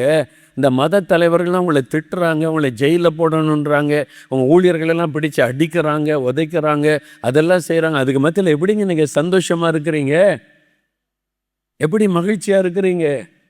எல்லாம் ஆச்சரியமாக பார்க்குறாங்க. இவங்க இவ்வளோ பாடு பிரச்சனை நெருக்க வந்தாலும் சந்தோஷமாக இருக்கிறாங்க. அவளை பார்த்தா தோத்திரம் சொல்கிறாங்க மகிழ்ச்சியாக, யாரை பார்த்தாலும் மகிழ்ச்சியாக சந்தோஷமாக பேசுகிறாங்க. யாரையும் துக்கமாக பார்க்க முடியல, கவலையாக பார்க்க முடியல, பயத்தோடு பார்க்க முடியல, சந்தோஷமாக இருக்கிறாங்களே. மகிழ்ச்சி. அதன் மூலமாக இயேசுவை மகிமைப்படுத்துவார். எப்படின்னு கேட்டால் சொல்லலாம், இயேசு எங்களுக்குள்ளே இருக்கிறார்ல, அல்லேலூயா சொல்லுங்க. அப்போ அவங்களுக்குள்ள மகிழ்ச்சி இருந்தார். கவலை இல்லை, பயம் இல்லை, கலக்கம் இல்லை. மனிதர்கள் இப்படியெல்லாம் எங்களுக்கு விரோதமாக இருக்கிறாங்களேன்னு பயப்படலை. எங்களுக்கு விரோதமாக இப்படி தீங்கெல்லாம் நினைக்கிறாங்களே, நாங்கள் என்ன தப்பு பண்ணிட்டோம், வாக்குவாதம் பண்ணலை, பயம் இல்லை, மகிழ்ச்சியாக இருக்கிறாங்க. இப்போவும் நம்ம எப்படி இருக்கிறோம்? நம்ம எப்படி இருக்கிறோம்? அன்னாளை மாதிரி இருக்கிறோம். அன்னாள் எப்பொழுதும் துக்க முகத்தோடு இருந்தாள். ரட்சிக்கப்பட்டு அந்நிய பாஷை பேசுகிறவங்க கூட அன்னாள் மாதிரி துக்க முகமாகவே இருக்கிற. என்ன என் பாடு யாருக்கு தெரியும், என்ன மாதிரி பிரச்சனை யாருக்கு தெரியும், இப்படி சொல்லி சொல்லியே பிசாசு இடம் கொடுத்து துக்கமாக இருக்கிறோம். நம்மளை துக்க முகமாக வைக்கணுன்றது தான் பிசாசுக்கு விருப்பம். நம்ம எப்பவுமே சந்தோஷமாக வைக்கணுன்றது யாருக்கு விருப்பம்? நம்ம யார் விருப்பத்தை நிறைவேற்றுறோம்? யார் விருப்பத்தை அதிகமாக நிறைவேற்றுறோம்? சர்ச்சுக்கு போனால் மூஞ்சி உம்மன்னு வச்சுட்டு போகிறோம். என்ன, எங்கள் வீட்டில் ஒரே பிரச்சனை. ஒரு அம்மா சந்திக்கும் போது ஒரு ஆச்சரியமான காரியம் சொன்னான். ஒரு இந்துவாக இருந்த சகோதரி, அவங்க சொன்னாங்க, நான் இப்போ இயேசு ஏற்றுக்கொண்டு ரட்சிக்கப்பட்டிருக்கிறேன், எப்படி அப்படின்னு கேட்டேன். யார் சொன்னாங்க? யாரும் சொல்லலை. எங்கூட ஆஃபீஸில் வேலை செய்கிற ஒரு சகோதரி இருக்காங்க. அவங்க கிறிஸ்தவங்க, எப்பவும் சந்தோஷமாக இருப்பாங்க. அவங்களுக்கும் கணவர் இருக்காங்க, பிள்ளைங்கள் இருக்காங்க, எப்பவும் மகிழ்ச்சியாக. ஒரு நாள் நான் துக்கமாகவோ ஒரு கலக்கமாகவோ நான் மூஞ்ச பார்த்து எப்பவும் ஒரு பொன்முறவலோட சிரித்த முகமாக சந்தோஷமாக இருப்பாங்க. எல்லார்ட்டையும் சந்தோஷமாக பேசுவாங்க. எப்போவுமே ஒரு நாள் கூட அவங்க துக்கமாக நான் பார்த்தது இல்லை. சோகமாக வந்தாங்க, இன்றைக்கி துக்கமாக வந்தாங்க, வீட்டில் பிரச்சனை போல் அப்படின்னு பார்க்கவே இல்லை. நான் பல நாள் கவனிச்சிட்டேன். எனக்கு ரொம்ப ஒரு ஆச்சரியம். எங்கள் வீட்டில் கணவர் பிள்ளைகள் இருக்காங்க, நிறைய பிரச்சனை, அதில் ஒரு பண தேவை இருக்குது, ஒரு சில பாதிப்பு வரும், உரசல்கள் வரும், அதனால் சோர்வு வரும். நான் வேலைக்கு போகும்போது துக்கத்தோட கஷ்டத்தோடெல்லாம் போயிருக்கிறேன். இவங்கள பார்த்தா என்னப்பா இவங்களுக்கு பிரச்சனை கிடையாதா, இவங்களுக்கு குடும்பம் இருக்குதுல்ல, பிள்ளைகள் இருக்காங்க, பிரச்சனைலாம் இருக்காதான்னு சொல்லி ஒரு நாள் நேரில் கேட்டேன். சிஸ்டர், உங்களை நான் பல மாதமாக கவனிக்கிறேன், எப்பவும் சந்தோஷமாக இருக்கீங்க, சிரித்த முகமாக இருக்கீங்க, உங்கள் முகத்தில் துக்கத்தை நான் பார்த்ததில்லை, கவலையை பார்த்ததில்லை, பயத்தை பார்த்ததில்லை. நம்ம ஆஃபீஸுக்கு வரும்போது எப்பவும் சந்தோஷமாக இருக்கிறீங்க, சாயங்காலம் போக வரைக்கும் நீங்கள் நல்லா கலகலப்பாக வேலை செய்கிறீங்க, எப்போட்டு மகிழ்ச்சியாக இருக்கிறீங்க. எப்படி அது? உங்கள் வீட்டில் பிரச்சனை இல்லையா? கணவர் இருக்காங்க, பிள்ளைகள் இருக்காங்க, பிள்ளைகள் படிக்கிறாங்க, பிள்ளைகளால் பிரச்சனை வராதா, கணவரால் பிரச்சனை வராதா? அப்பப்போ எல்லோரும் வீட்டில் ஒரு மாதிரி சில உரசல்கள் இதெல்லாம் வரும். ஆமாம், அப்புறம் எப்படி நீங்கள் சந்தோஷமாக இருக்கிறீங்க? உங்களுக்கு பணம் தேவை இல்லையா? ஒன்றுமே இல்லை, எனக்கு ரொம்ப பணக்காரங்களா, கஷ்டமே இல்லையான்னா எல்லார் வீட்டில் இருக்கிற பிரச்சனை பாடுகளை எங்கள் வீட்டில் இருக்குது. அப்புறம் எப்படி சந்தோஷமாக இருக்கீங்க? இயேசு, எனக்குள்ள இருக்கிற இயேசு, அதான் இயேசுவை மகிமைப்படுத்துவது. அல்லேலூயா சொல்லுங்க, அல்லேலூயா சொல்லுங்க. என் வீட்லேயும் பிரச்சனை இருக்குது, என் வீட்லேயும் கஷ்டம், ஆனால் இயேசு எனக்குள்ள இருக்கன்னா நான் சந்தோஷமாக இருக்கிறேன். அவர் என்னை சந்தோஷமாய் வைத்திருக்கிறார். இயேசுவை மகிமைப்படுத்துங்க. உங்கள் வாழ்க்கை மூலமாய், சந்தோஷத்தின் மூலமாக இயேசுவை மகிமைப்படுத்துங்க. அந்த இந்து சகோதரி சொன்னாங்க, அதுதான் என் உள்ளத்தை தொட்டது. இத்தனை பிரச்சனை, பாடுகள், நெருக்கத்துக்கு மத்தியில் எப்பவும் ஒரு ஆளால் சந்தோஷமாக இருக்க முடியுமா? இயேசு அந்த சந்தோஷத்தை கொடுப்பாரையானால் அந்த இயேசு எனக்கு வேணும். அப்படிதான் நான் இயேசுவை ஏற்றுக்கொண்டேன்னு சொன்னாங்க. உங்களை பார்க்குறவங்க, நான் துக்கமாக இருக்கேன், இவங்களும் துக்கமாக தானே இருக்காங்க. எப்போ மூஞ்சி ஒம்புனி வச்சுட்டு தானே இருக்காங்க. கேட்டால் கணவர் பிரச்சனை, பிள்ளைகள் பிரச்சனை. அப்போ நம்மளை மாதிரி தான் இவங்களும். இவங்க கடவுள் என்ன விசேஷம்? ஒன்றும் இல்லை. அப்படி தானே நம்ம இருக்கிறோம். சிரிங்கன்னு சொன்ன விட சிரிக்க மாட்டோம். அப்படி தானே? கர்த்தருக்குள் எப்பொழுதும் சொன்னாலும் அது துக்கத்தோடு தான் சொல்லுவோம். அல்லேலூயா.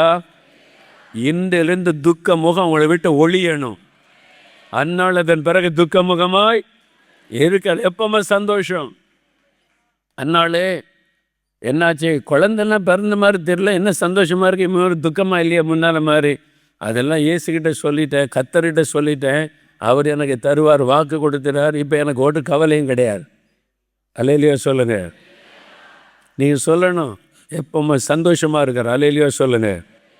கர்த்தருக்குள் எப்பொழுது சந்தோஷமாக இருங்கள், சந்தோஷமாக இருங்கள் என்று மறுபடியும் சொல்லுகிறேன். பிலிப்பியர் 4:4 பவுல் சொல்லுகிறார். எப்பவுமே எப்படி இருக்கணும்? அல்லேலூயா சொல்லுங்க. துக்க முகமாக ஒருத்தர் இருக்கப்படாது. நீங்கள் ரட்சிக்கப்பட்ட கர்த்தர் பிள்ளைகளாக இருந்தால், ரட்சிக்கப்படாதவங்க தான் துக்கமாக இருப்பாங்க. அப்போ இயேசுவை நம்முடைய சந்தோஷத்தின் மூலமாய் வெளிப்படுத்துவது. இயேசுவோடு சொல்கிறார் பாருங்க, மத்தேயு 5:11-12. என் நிமித்தம் உங்களை நிந்தித்து துன்பப்படுத்தி பலவித தீமையான மொழிகளையும் உங்கள் பேரில் பொய்யாய் சொல்வார்களானால் பாக்கியவான்களாய் இருப்பீர்கள். சந்தோஷப்பட்டு களி கூறுங்கள், பரலோகத்தில் உங்கள் பலன் மிகுதியாயிருக்கும். உங்களுக்கு முன்னிருந்த தீர்க்கதரிசிகளையும் அப்படியே துன்பப்படுத்தினார்களே. சிலர் வருவாங்க, பிரதர் ஒரே பிரச்சனையாக இருக்க. அப்புறம் என்ன பிரச்சனை? பொய்யா சொல்கிறாங்க, அழுகிறாங்க, அப்படியே கண்ணீர் விட்டு பொய்யா சொல்கிறாங்க.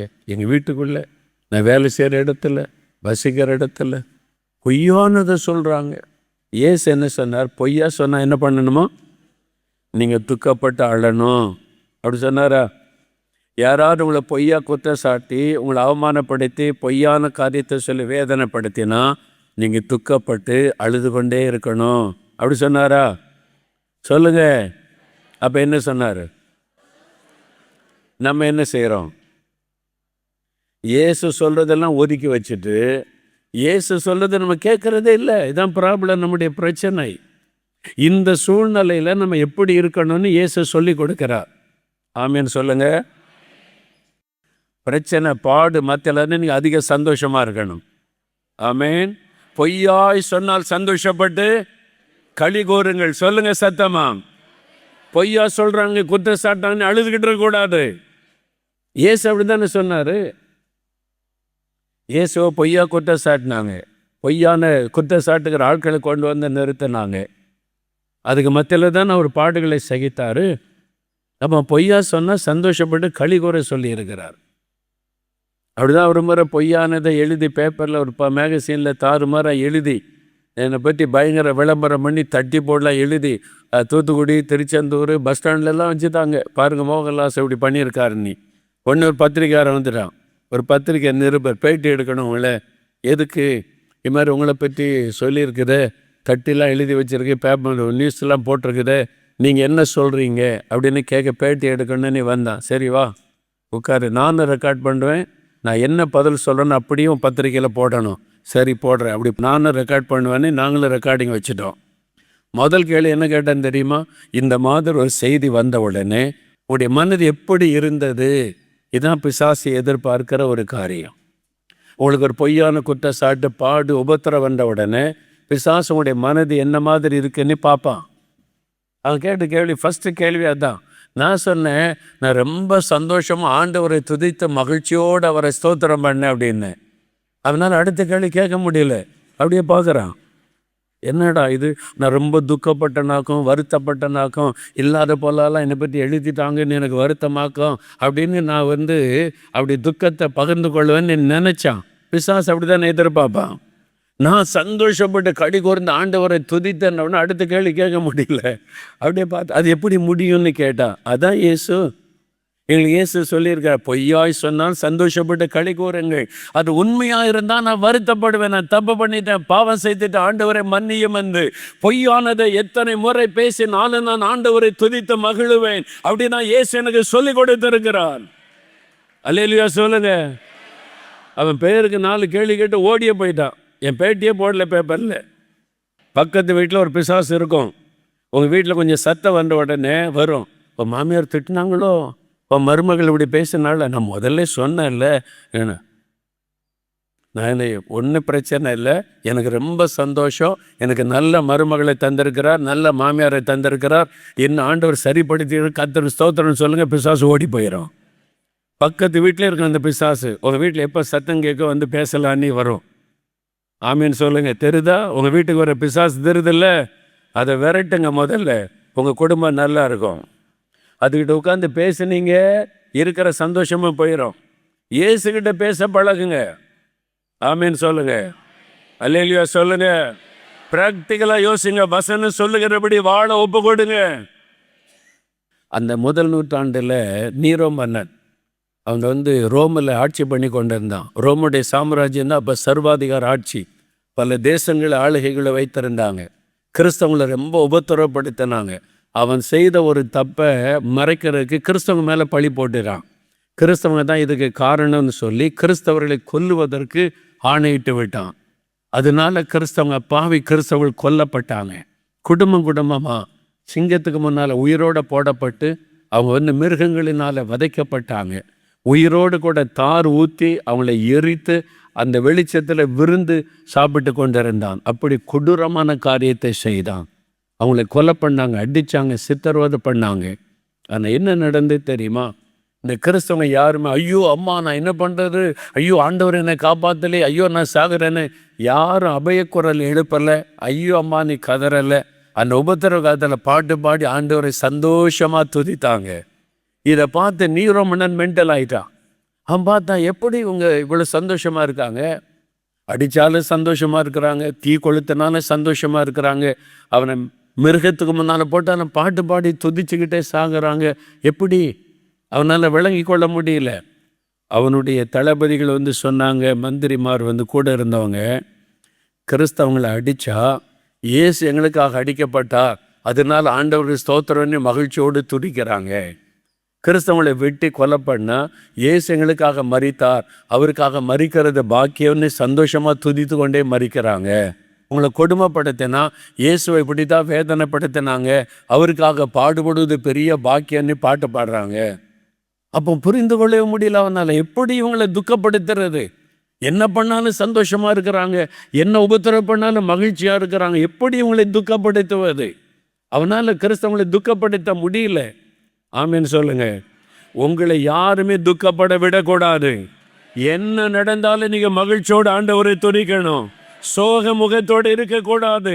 அது ஒரு ஆவி, அந்த ஆவி எனக்கு விரட்டணும் உங்களை விட்டு. ஆமீன் சொல்லுங்க. மகிழ்ச்சியின் ஆவினால நிரப்பப்பட்டு இருக்கணும் எப்பமோ. நீரமன்னன் கேட்டான், இப்படி தான் கிறிஸ்தவங்களை துக்கப்படுத்துவார். அவங்க சொன்னாங்க, கிறிஸ்தவங்க ஒரே ஒரு காரியத்துக்கு பயப்படுவாங்க. என்னது? பாவம் செய்ய பயப்படுவாங்க. பாவம்னா தான் அவங்களுக்கு பயம். ஆண்டவருக்கு பிரியமில்லாத செஞ்சிடக்கூடாது, அது ஒன்று தான் பயம். வேறு எந்த விதத்திலும் கிறிஸ்தவங்களை துக்கப்படுத்த முடியாது. அதுதான் கிறிஸ்தவ வாழ்க்கை. ஆதி திருச்சபை விசுவாசிகள் இயேசுவை வெளிப்படுத்தினார்கள். நீங்களும் நானும் இனிமேல் இயேசுவை வெளிப்படுத்துகிற வாழ்க்கை வாழணும். கிறிஸ்துவ நம்மிலே மகிமைப்படணும். ஆமீன் சொல்லுங்க. அல்லேலூயா சொல்லுங்க. இந்து வாலிபன் கடவுள் நம்பிக்கை கிடையாது, அவனுக்கு நாத்திகன், கடவுளே கிடையாது, பேசக்கூடியவன். வேலை தேடி வந்தான். தன்னுடைய நண்பனோடு கூட சென்னை பட்டணத்தில் ஃப்ரெண்டு தன் கூட படித்த ஒரு நண்பனோடு சில மாதம் தங்கி, நான் வேலை தேடுறேன், அது வரைக்கும் இங்கே இருக்கிறத தங்கிக்கோங்க சொல்லி கூட படித்த நண்பன் வீட்டில் இருந்தான். அந்த நண்பன் ஒரு கிறிஸ்தவ நண்பன். சர்ச்சுக்கு போவார், ஜெபம் பண்ணுவார், பைபிள் வாசிப்பார், நல்ல கர்த்தருக்குள்ள சந்தோஷமாக இருப்பார். அதெல்லாம் சில மாதம் கழித்தது. இவங்க கூட சர்ச்சுக்கு போன அந்த நண்பனோடு சேர்ந்து சாட்சி சொல்லுகிற நேரம் வந்தார். நான் இந்த நண்பன் சொன்னான், நான் ஒரு 3 நிமிஷம் சாட்சி சொல்லட்டுமான்னு கேட்டான். சரி சொல்லுங்க. அவன் எழுப்பி வந்து சொன்னான், நான் ஒரு நாத்திகன், கடவுள் நம்பிக்கை இல்லாதவன், எந்த கடவுள் மேலே நம்பிக்கை கிடையாது. நான் என்னோட படித்த நண்பனோடத்தில் வேலை தேடி கூட தங்கியிருந்தேன். அவர் ஜெபம் பண்ணுறதை பார்த்தேன், பைபிள் வாசிக்கிறத பார்த்தேன், எப்பவுமே சந்தோஷமாக அவர் வாழ்கிற வாழ்க்கையை நான் பார்த்தேன். அவர் ஒரு நாள் எனக்கு இயேசுவை ஏற்றுக்கொள்ளுங்க எனக்கு சொன்னதே கிடையாது. ஆனால் என் நண்பனுடைய வாழ்க்கை என்னை பாதித்தது. இவர் எவ்வளோ பரிசுத்தமாக இருக்காரு, எப்படி இந்த வாலிப வயசில் இப்படி இருக்க முடியும், இப்படி சந்தோஷமாக இருக்கிறாரு, எப்படி முடியும்? பல கேள்விகள் என் உள்ளத்தில். என் நண்பனுடைய வாழ்க்கையை பார்த்து அவர் கூட இருக்கிற இயேசு தான் இதற்கு காரணம் என்று அறிந்து அந்த இயேசுவை நானும் ஏற்றுக்கொண்டேன் அப்படின்னு சாட்சி கொடுத்தார். ஒரு நண்பனுடைய வாழ்க்கை அவரை பாதித்தார். உங்கள் வாழ்க்கை உங்கள் பக்கத்தில் உள்ளவங்கள பாதிக்குதா? உங்கள்கிட்ட கேட்குறாங்களே, எப்படி நீங்கள் இவ்வளோ பொறுமையாக இருக்கீங்க, எப்படி இவ்வளோ அன்பாக இருக்கீங்க, எப்படி இவ்வளோ தாழ்மையாக இருக்கீங்க, எப்படி இவ்வளோ சாந்தமாக இருக்கிறீங்க, எப்படிங்க இதெல்லாம் தாங்கி கொள்கிறீங்க, என்னால் முடியலையே, எப்படி? என்ன இயேசு. அப்படி இயேசுவை காண்பிக்கிற ஒரு வாழ்க்கை, அதுக்கு நம்ம ஒப்பு கொடுக்கணும். ஆமேன்னு சொல்லுங்கள். எப்பவும் மகிழ்ச்சியாக இருக்கணும். அல்லேலூயா சொல்லுங்க. கடைசியாக ஒரு காரியத்தை தியானித்து ஜெபிக்க போகிறோம். அப்போஸ்தலர் 2:46 அவர்கள் ஒருமனப்பட்டவர்களாய் தேவாலயத்திலே அனுதினமும் தரித்திருந்து வீடுகள் தோறும் அப்பம் விட்டு மகிழ்ச்சியோடும் கபடமில்லாத இருதயத்தோடும் போஜன பண்ணி தேவனை துதித்து ஜனங்கள் எல்லாரிடத்திலும் தயவு பெற்றிருந்தார்கள். அவங்க எப்படிப்பட்டவங்களா இருந்தாங்களா? அவருடைய இருதயம் எப்படி இருந்துச்சா? கபடமில்லாத ஒரு இருதயம். அந்த வசனத்தை எல்லாரும் சொல்லுங்க, கபடமில்லாத இருதயம், கபடமில்லாத இருதயம். உங்க இருதயத்தில் கை வச்சு ஒரு நிமிஷம் அப்படி யோசித்து பாருங்க, என் உள்ளத்தில் கபடம் இல்லாமல் இருக்குதா? கபடமில்லாத இருதயமா என் இருதயம்? யோசித்து பாருங்க. அவங்க கபடமில்லாத இருதயமாக இருந்தாங்க. அந்த இருதயத்துக்குள்ள கசப்பு இல்லை, யார் மேலேயும் வெறுப்பு இல்லை, யார் மேலேயும் பகை இல்லை, அந்த இருதயத்தில் சுயநலம் இல்லை. அது சுத்த இருதயம், இயேசுவை போல ஒரு இருதயம். இந்த கபடில்லாத இருதயம் நமக்கு ரொம்ப தேவை. கபடமில்லாத இருதயம். யோவான் 1:47 பாருங்க. நாத்தான்வேல் தன்னிடத்தில் வருவதை இயேசு கண்டு அவனை குறித்து ஒரு சாட்சி கொடுக்கிறார். இதோ கபடற்ற உத்தம இஸ்ரவேலன், கபடற்ற உத்தம இஸ்ரவேலன். ஆண்டவர் சாட்சி கொடுக்கிறார். அவனுடைய இருதயத்தில் கபடு கிடையாது, சுயநலம் கிடையாது, சுயம் கிடையாது. ஒரு கபடில்லாத இருதயம். அதுக்குள்ள கசப்பு இல்லை, வெறுப்பு இல்லை, பகை இல்லை, புறங்கூறுகிற எண்ணம், அடுத்தவனை குறை கண்டுபிடிக்கிறது, அந்த மாதிரி இருதயம் இல்லை. கபடமில்லாத இருதயம். நான் ரொம்ப ஜெபிப்பேன், அப்படிப்பட்ட இருதயம் எனக்கு தாங்க தாங்க தாங்க ஆண்டவரே, இன்னைக்கு வரைக்கும் ஜெபிக்கிறேன். அந்த இருதயத்தை நம்ம வாஞ்சிக்கணும். நான் ஊழிய பாதையில் சில குடும்பங்கள், சில ஆட்களை பார்த்தா அப்படி நான் பார்த்துருக்கிறேன். ஃபாதர் பெர்க்மான்ஸை பார்த்துருக்கீங்களா? அவங்களோட நெருங்கி பழகி பாருங்க. நான் பார்த்ததில் கபடமில்லாத குழந்தை மாதிரி இருதயம் உள்ள ஒரு தேவ மனிதர். யாரை பற்றி குறை பேச தெரியாது, யார் மேலேயும் பொறாமை கொள்ள தெரியாது, யார் மேலேயும் கசப்பு வைக்க தெரியாது. அவங்க ஆண்டவர் மேலே அளவில்லாத ஒரு அன்பு, இயேசுவின் மேலே அளவில்லாத ஒரு அன்பு. அதனால இயேசுவை மகிமைப்படுத்துறது ஒன்று தான் அவனுடைய விருப்பம். அதனால் யார் மேலே கசப்பு, வெறுப்பு, பொறாமை எதுவும் அவனுடைய உள்ளத்தில் இடம் இல்லை. சிறு பிள்ளை மாதிரி இருப்பாங்க. நான் பார்த்து ஆச்சரியப்பட்டேன், இப்படி ஒரு இருதயம் ஆண்டவரே எனக்கும் அப்படி தாங்க அப்படின்னு நான் ஜெபிச்சிருக்கிறேன். நான் அப்படி சில ஊழியர்களை நான் பார்த்துருக்கிறேன். அவங்கள்ட்ட பேசும்போது அந்த பேச்சில் தெரியும் அவங்களுடைய கபடமில்லாத இருதயம். அப்படிதான் ஆதித்திருச்சபையில் அங்கே விசுவாசி எல்லாரும் இருந்தாங்க. அவர்கள் எல்லாரும் குறித்து வேதம் சொல்லுகிறத பாருங்க. அவர்கள் ஒருமனப்பட்டவங்களாக இருந்தாங்க, மகிழ்ச்சியாக இருந்தாங்க, கபடமில்லாத இருதயத்தோடு இருந்தாங்க. யாருக்குள்ளேயுமே கபடு என்பதே இல்லை. அடுத்த ஆளை பற்றி பேசுறது, அவளை பற்றி தெரியுமா, இவ பாரு ஒழுங்கு எப்படி இருக்கிறா, இவ குடும்பத்தை பற்றி தெரியுமா அவனுக்கு, அப்படிலாம் பேசுவது இல்லை.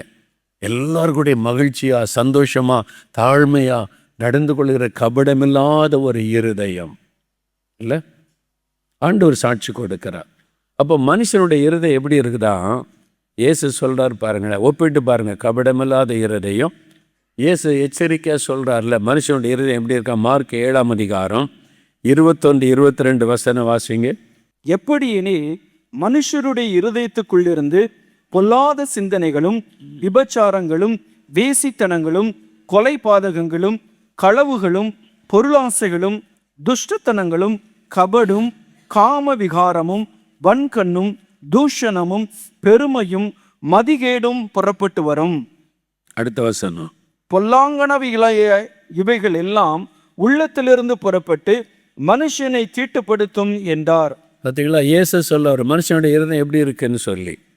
நீங்கள் ஒரு நாள் போய் முழங்கால் போட்டு இதில் இருக்கிற ஒவ்வொன்றையும் ஆண்டவருடைய சமூகத்தில் உட்காந்து, ஆண்டவரே என் இருதயத்தில் பொல்லாத சிந்தனை இருக்குதா, கொஞ்சம் அப்படி ஆராய்ந்து பாருங்கள், இருதயத்தை ஆராய்ந்து சொல்லுங்கள், பொல்லாத சிந்தனை இருக்குதா, என் இருதயத்தில் விபச்சார எண்ணம் இருக்குதா, என் இருதயத்துக்குள்ள வேசித்தனம் இருக்குதா, கொலை பாதகம் இருக்குதா, களவு பொருளாசை இருக்குதா, என் உள்ளத்துக்குள்ள துஷ்டத்தனம் கபடு இருக்குதா, காமவிகாரம் வன்கண் இருக்குதா, தூஷணம் அடுத்தவளை தூஷிப்பார், பெருமை என்னை பெருமையாக நினைப்பது, அதனால் அடுத்தவங்களை அற்பமாய் பேசுவார், மதிகேடு மதிகேடான காரியத்தை பேசுறது, இதெல்லாம் என்கிட்ட இருக்குதா? ஏசு சொன்னார்ல, கொஞ்சம் ஆராய்ந்து பாருங்கள் இருதயத்தை. அப்போ எங்கே சரி பண்ணணும், எது நம்முடைய உள்ளத்தை விட்டு போகணும் என்பதை ஆவியானவர் நமக்கு விளங்க பண்ணுவார். இதை வச்சு சுத்த இருதயத்தில் என்னிலை சிருஷ்டியும் நிலைவரமான ஆவி எனக்கு தார் ஆண்டவரே. ஜெபிக்கணும், அது ஜெபிக்கணும். நீங்கள் ஜெபிக்க ஜெபிக்க ஜெபிக்க ஆண்டவர் உங்களுடைய இருதயத்தில் மாற்றத்தை உண்டாக்குவார். என் இருதயத்தில் கபடே இருக்கக்கூடாது. ஒரு குழந்தைக்குள்ளே பாருங்கள், கபடே இருக்காது. சின்ன பிள்ளைகள் சண்டை போடும், அவள் அடிச்சுக்கிடும், அழலாம் செய்யும். 5 நிமிஷம் கழித்து பார்த்தா ஒன்றுக்கு ஒன்று உட்காந்து தோளில் கை போட்டு விளையாடிக்கிட்டு இருக்கோம். அதுக்குள்ளே பொறாமை பெருமை அதெல்லாம் இருக்காது, வஞ்சகம் இருக்காது, கசப்பு இருக்காது. கொஞ்ச நேரம் அப்படி இருக்கும், அவன் அடுத்த நிமிஷமே மாறிவிடும் பாருங்கள். அதான் குழந்தையினுடைய இருதயம், கபடில்லாத இருதயம். அதுகளுக்கு கபடு தெரியாது. அது மாதிரி நம்முடைய இருதயம் கபடற்ற இருதயமாக மாறணும். ஒவ்வொரு கிறிஸ்தவங்களும் அப்படி மாறிட்டா இயேசுவை பற்றி பிரசங்கம் பண்ண வேண்டிய அவசியம் இல்லை. பார்க்குறவங்க எல்லாம் ரட்சிக்கப்படுவாங்க, பார்க்குறவங்க எல்லாம் இயேசுக்குள்ளே வருவாங்க. அதைத்தான் ஆண்டவர் சொல்லுகிறார், நீ என்னை மகிமைப்படுத்தணும், கிறிஸ்துவுடைய மகிமை உன் மூலமாக வெளிப்படணும், உன்னுடைய சுபாவம் குணத்தின் மூலமாக வெளிப்படணும். ஆனால் கடைசி நாளில் மக்கள் எப்படி இருப்பாங்களாம் பாருங்களேன். 2 தீமோத்தேயு 3ஆம் அதிகாரம் 1 முதல் 5 வசனம் பாருங்கள். கடைசி காலம் இப்போ வந்துட்டோம்ல, மனுஷனுடைய இருதயம் எப்படி இருக்குது, நம்ம இப்படி இருக்கக்கூடாதுன்னு ஆண்டவர் சொல்கிறாரு. ஒன்றா கவனமாக பாருங்கள். 2 தீமோத்தேயு 3ஆம் அதிகாரம் 1 5 வசனம் பாருங்கள். மேலும் கடைசி நாட்களில் கொடிய காலங்கள் வருமென்று அறிவாயாக. எப்படி எனில் மனுஷர்கள் தற்பிரியராயும் பணப்பிரியராயும் வீம்புக்காரராயும் அகந்தை உள்ளவர்களாயும் தூஷிக்கிறவர்களாயும் தாய் தகப்பன்மாருக்கு கீழ்ப்படியாதவர்களாயும் நன்றி அறியாதவர்களாயும் பரிசுத்தம் இல்லாதவர்களாயும் ஸ்பாவ அன்பில்லாதவர்களாயும் இணங்காதவர்களாயும் அவதூறு செய்கிறவர்களாயும் இச்சையடக்கம் இல்லாதவர்களாயும் கொடுமையுள்ளவர்களாயும் நல்லோரை பகைக்கிறவர்களாயும் துரோகிகளாயும் துணிகரம் உள்ளவர்களாயும் இருமாப்புள்ளவர்களாயும் தேவ பிரியராயிராமல் சுகபோக பிரியராயும் தேவ பக்தியின் வேஷத்தை தரித்து அதன் பலனை மறுதலிக்கிறவர்களாகவும் இருப்பார்கள். இப்படிப்பட்டவர்களை நீ விட்டு விலகு. மனுஷங்க கடைசி காலத்தில் எப்படி சுபாவம் மாறி போகுமா இன்னைக்கு சொல்லப்பட்டிருக்கு பாருங்க. இன்னைக்கு உலகத்தில் எதா பார்க்குறோம். ஆனால் இப்படிப்பட்ட எதுவுமே நமக்குள்ள காணப்படக்கூடாது. இப்படிப்பட்டவளை விட்டு, அப்படிப்பட்ட சுபாவம் உள்ளவளை விட்டு விலகுன்றார். அவங்கள நேசி, அவங்களோட ஐக்கிய வைக்காத விலகு. பக்கத்து வீட்டில் எதிர் வீட்டில் கூட வேலை பார்க்குற புறங்கூறவங்களாம் இருக்காங்களா, பண ஆசையோடு இருக்காங்களா, இச்சை உள்ளவங்களாக இருக்கிறாங்களா, உங்களை சுயநலத்துக்கு தூண்டுறவங்களா இருக்கிறாங்களா, அவங்கள விட்டு விலகுங்க. அவங்கள நேசிங்க, தூரமாக வைங்க. அவங்களோட ஐக்கியப்பட்டு அவங்களோட பேசி பேசி பேசி உங்களை கரெக்ட் பண்ணிடுவாங்க, உங்களை கெடுத்துருவாங்க. அந்த சுபாவம் உங்களுக்குள்ளே வந்துவிடும். அப்படிப்பட்டவளை விட்டு விலகு என்று ஆவியானவர் சொல்லுகிறார். ஆமென். இதெல்லாம் மனசில் ஆழமாக பதிங்க. நம்ம இயேசுவை வழி காமிக்கணும்னா இதெல்லாம் நமக்குள்ளே இருக்கக்கூடாது. இந்த பாவங்கள், பாவ சுபாவங்கள் இதெல்லாம் என்னை விட்டு விலகணும். இப்படிப்பட்ட ஆட்களை விட்டு விலக சொல்லுகிறார் ஆண்டவர். அப்படின்னா நம்ம எப்படி இருக்கணும்னு யோசித்து பாருங்க. அப்போது வேத வசனத்தில் ஒன்று பார்க்குறோம். ரோமர் 2:24 எழுதியிருக்கிறபடி தேவனுடைய நாமம் உங்கள் மூலமாய் புறஜாதிகளுக்குள்ளே தூஷிக்கப்படுகிறது. நம்ம இந்த மாதிரி சுபாவம் உள்ளவங்களாக இருந்தால் ஆண்டவருடைய நாமம் மகிமைப்படுவதற்கு பதிலாக தூஷிக்கப்படும். எனக்கு ஒரு குடும்பத்தை தெரியும். மனைவி ரட்சிக்கப்பட்டுட்டாங்க, ஜெபம் பண்ணுவாங்க, ஆண்டவரை ஏற்றுக்கொண்டாங்க. கணவர் இந்துவாக இருந்தாலும் தடை சொல்ல மாட்டார். சரி, நீ சர்ச்சுக்கு போயிட்டு வா, ஜெபம் பண்ணிக்க, அதுக்கெல்லாம் தடையே கிடையாது. நல்ல மனிதர். நான் அவர்கிட்ட கேட்டேன், அந்த மகள்கிட்ட, ஏன் உன் கணவருக்கு நீ இவ்வளோ நாள் ஜெபிக்கிற கணவர் ரட்சிக்கப்படணும்ல, நீயும் உன் வீட்டை ரட்சிக்கப்படும் ஆண்டவர் சொல்லியிருக்கிறார்ல, உன் கணவரையும் நீ ஆண்டவர்களை நடத்தணும்ல. அவர் சொன்ன, அங்கு என் கணவர் ரட்சிக்கப்படாததுக்கு காரணமே ஒரு கிறிஸ்தவர் தான். கிறிஸ்தவரா? என்ன சொல்கிற அப்படின்னு கேட்டேன். என் கணவர்கிட்ட பேசினா சொல்கிறாரு, உங்கள் இயேசு நல்லவர் தான், ஆனால் இந்த சர்ச்சுக்கெல்லாம் நான் வரமாட்டேன், கிறிஸ்தவங்க நல்லவங்க கிடையாது. ஏன் அப்படி சொல்கிறீங்க அப்படின்னு கேட்டால், இவர் கவர்மெண்ட்டில் ஆஃபீஸில் வேலை செய்கிறார். இவருக்கு மேல் அதிகாரி, டாப்பில் இருப்ப அதிகாரி அவர் கிறிஸ்தவர், சர்ச்சு செக்ரட்டரி. யார் அவர்? சர்ச்சில் செக்ரட்டரி கிறிஸ்தவர். அதனால் அவர் தான் மேல் அதிகாரி. அவருக்கு கீழே ஒரு வேலை செய்கிறார். இவர் சொல்கிறாரு, லஞ்சம், அந்த ஆள் வாங்குகிற லஞ்சம் பார்த்தீங்கன்னா பெரிய அநியாயம். ஒரு இந்து மனுஷன் லஞ்சம் வாங்கலை, ஆனால் சர்ச்சு செக்ரட்டரி என்ன வாங்குறாரு? லஞ்சம். அவர் சொல்கிறார், லஞ்சம் வாங்குறாரு. இப்படிப்பட்ட கிறிஸ்தவங்களோட நான் வர விரும்பலை. அது மாத்திரம் இல்லை, அவர் வருவார், ஆஃபீஸ்லேருந்து கையெழுத்து போடுவார், உடனே எனக்கு சர்ச்சில் ஒரு மீட்டிங் இருக்குது, நான் போயிட்டு வரேன்னு போயிடுவார். இவர் மேல் அதிகாரியாக இருக்கிறதுனால அவர் கேட்குறதுக்கு யாரும் முடிகிறதில்ல. அப்போ வேலையும் செய்கிறதில்ல, சம்பளம் வாங்குறார். என்ன சாட்சி? வேலை போய் செய்யாமல் கையெழுத்து போட்டு சம்பளம் வாங்குறார், லஞ்சமும் வாங்குகிறார். சர்ச்சில் செக்ரட்டரி. அந்த இந்து சகோதரர் சொல்லிட்டார், கணவர் வந்து, நீ போ சர்ச்சுக்கெல்லாம், நான் உன்னை தடை பண்ணலை, என்னை கூப்பிடாத, அந்த கிறிஸ்தவங்க மேலே எனக்கு நம்பிக்கை இல்லை. அவன் இவ்வளோ கண் கூடாக லஞ்சம் வாங்குகிற ஒரு ஆள் சர்ச்சு செயலராக இருக்கிறாரு, லஞ்சம் வாங்குறாரு, ஊழல் பண்ண வேலையில் உண்மை கிடையாது. கையெழுத்து போட்டு பேர் வர ஏற்பாடில் சர்ச்சு மீட்டிங் இருக்குது, கமிட்டி மீட்டிங் இருக்குன்னு. ஆனால் இங்கே மட்டும் கையெழுத்து போட்டு கையெழுத்து போட்டு வேலை செய்கிறது இல்லை, சாட்சி இல்லை.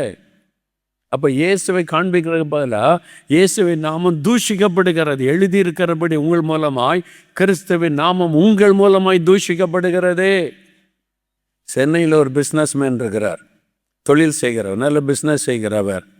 அவர் நல்ல எழுப்புதல் வாஞ்சி உள்ளவர். அவருக்கு சொன்னார், ஒரு முறை ஒரு தேர்தல் முடிஞ்ச காலத்தில் சில வருஷத்துக்கு முன்னால் சொன்னார், அவர் வந்து அந்த அவர் இருக்கிற பகுதியில் ஊழியர்களெல்லாம் ஒன்றிணைத்து மாதத்தில் ஒரு நாள் கூட்டம் நடத்தி அவங்களுக்கு வந்து அவங்கள உற்சாகப்படுத்துவார்.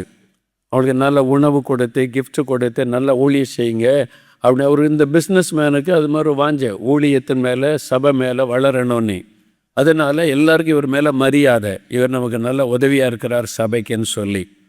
அதனால் இவர் என்னன்னாலும் ஓப்பனாக பேசிடுவார். அவர் வந்து சொன்னார், ஒரு முறை அங்கே நான் போய் கூட்டம் நடத்தினேன், பாஸ்டர்ஸ் எல்லாம் வந்திருந்தாங்க, ஊழியர்கள் எல்லாம் வந்திருந்தாங்க, தேர்தல் முடிஞ்சிருந்தது. அப்போ நான் வந்து ஆண்டவர் ஒரு காரியம் என்கிட்ட பேசினார், இவங்க பண்ண தப்பை என்னன்னு கேட்டால், இந்த தேர்தலுக்கு ஓட்டு போடுறதுக்கு கட்சிக்காரங்க கிட்ட காசு வாங்காதவங்க கை வைத்துங்கன்னு சொன்னேன். யார்கிட்ட? ஊழியக்காரங்கிட்ட. தேர்தலுக்கு ஓட்டு போட காசு வாங்காதவங்க கை வைத்துங்கன்னு சொன்னேன். ஒரு 5-10 பேர் தான் வைத்துனாங்க. 95% ஓட்டுக்கு காசு வாங்கியிருக்கிறாங்க. யார் அவங்க? சத்தமாக சொல்லுங்கள். இவங்க என்ன பிரசங்கம் பண்ணி மக்களுக்கு என்னத்தை போதிப்பாங்க சொல்லுங்கள்? இன்னும் எவ்வளோ நாள் இப்படி ஏமாற்றிக்கிட்டே இருக்க போகிறோம், இயேசு அவமானப்படுத்திட்டு. அதை பாருங்கள், அவர் சொல்லியிருக்க, மனம் திரும்புங்க, ஓட்டுக்கு நீங்கள் மக்கள்கிட்ட காசு வாங்காதங்கன்னு சொல்லி பேச வேண்டியவங்க நீங்களே காசு வாங்கியிருக்கீங்களேன்னு நிறைய பேர் ஒப்பு கொடுத்து ஜெபிச்சாங்களாம். அவர் சொன்னார், உண்மையாக ஒப்பு கொடுத்து ஜெபிச்சாங்க. அதில் அடுத்து ஒன்று சொன்னார் பாருங்கள், அதுதான் இன்னும் பயங்கரம். சில ஊழிக்காரங்க, எங்கள் ஃபெலோஷிப்பில் நாங்கள் 200 பேர் இருக்கிறோம், அப்போ 200 சபை, எவ்வளோ ஓட்டு தெரியுமா, அதுக்கு எங்களுக்கு காசு கொடுங்க என்ன மொத்தமாக வாங்கிட்டாங்க. இங்கே வாங்க மாத்திரம் இல்லை, அடுத்த கட்சிக்காரங்கிட்டையும் சொல்லி அவன்கிட்டையும் காசு வாங்கிட்டாங்க.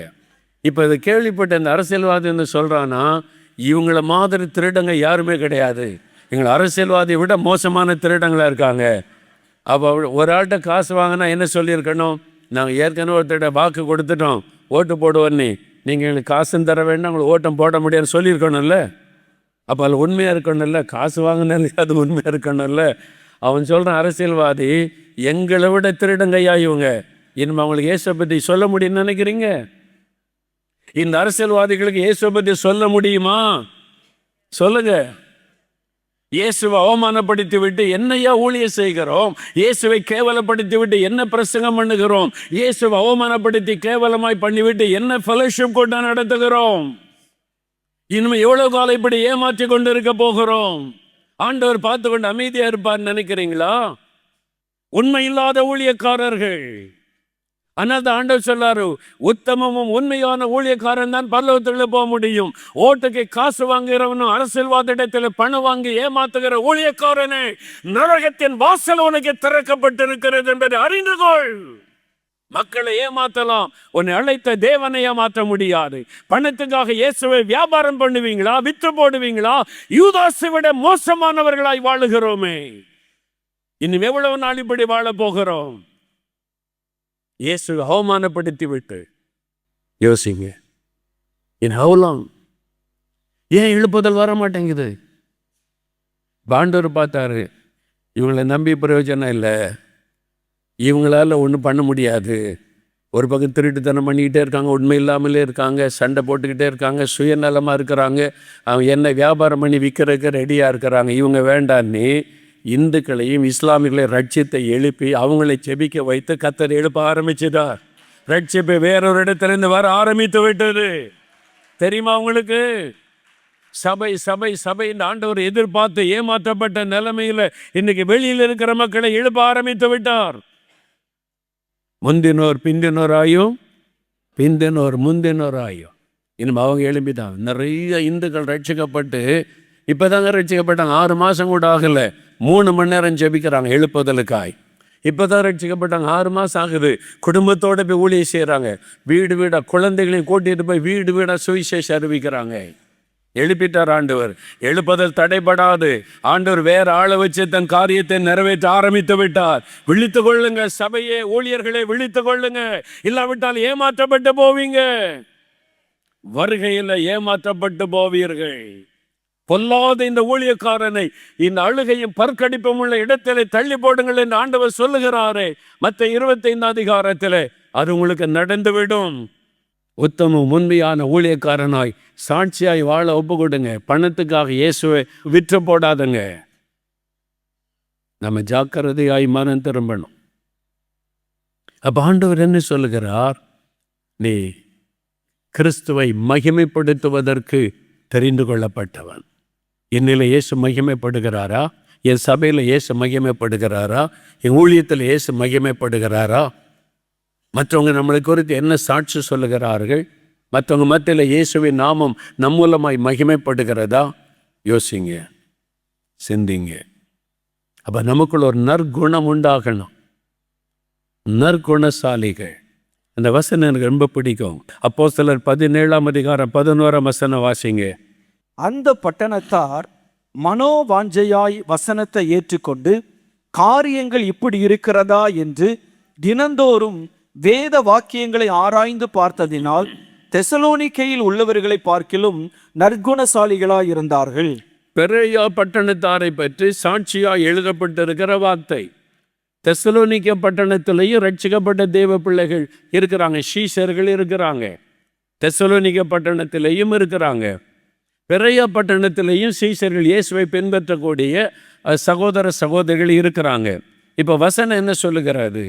பெரேயா பட்டணத்தார் மனோவாஞ்சையாய் வசனத்தை ஏற்றுக்கொண்டு. இப்போ நான் சொன்னதெல்லாம் வேறு வசனம்.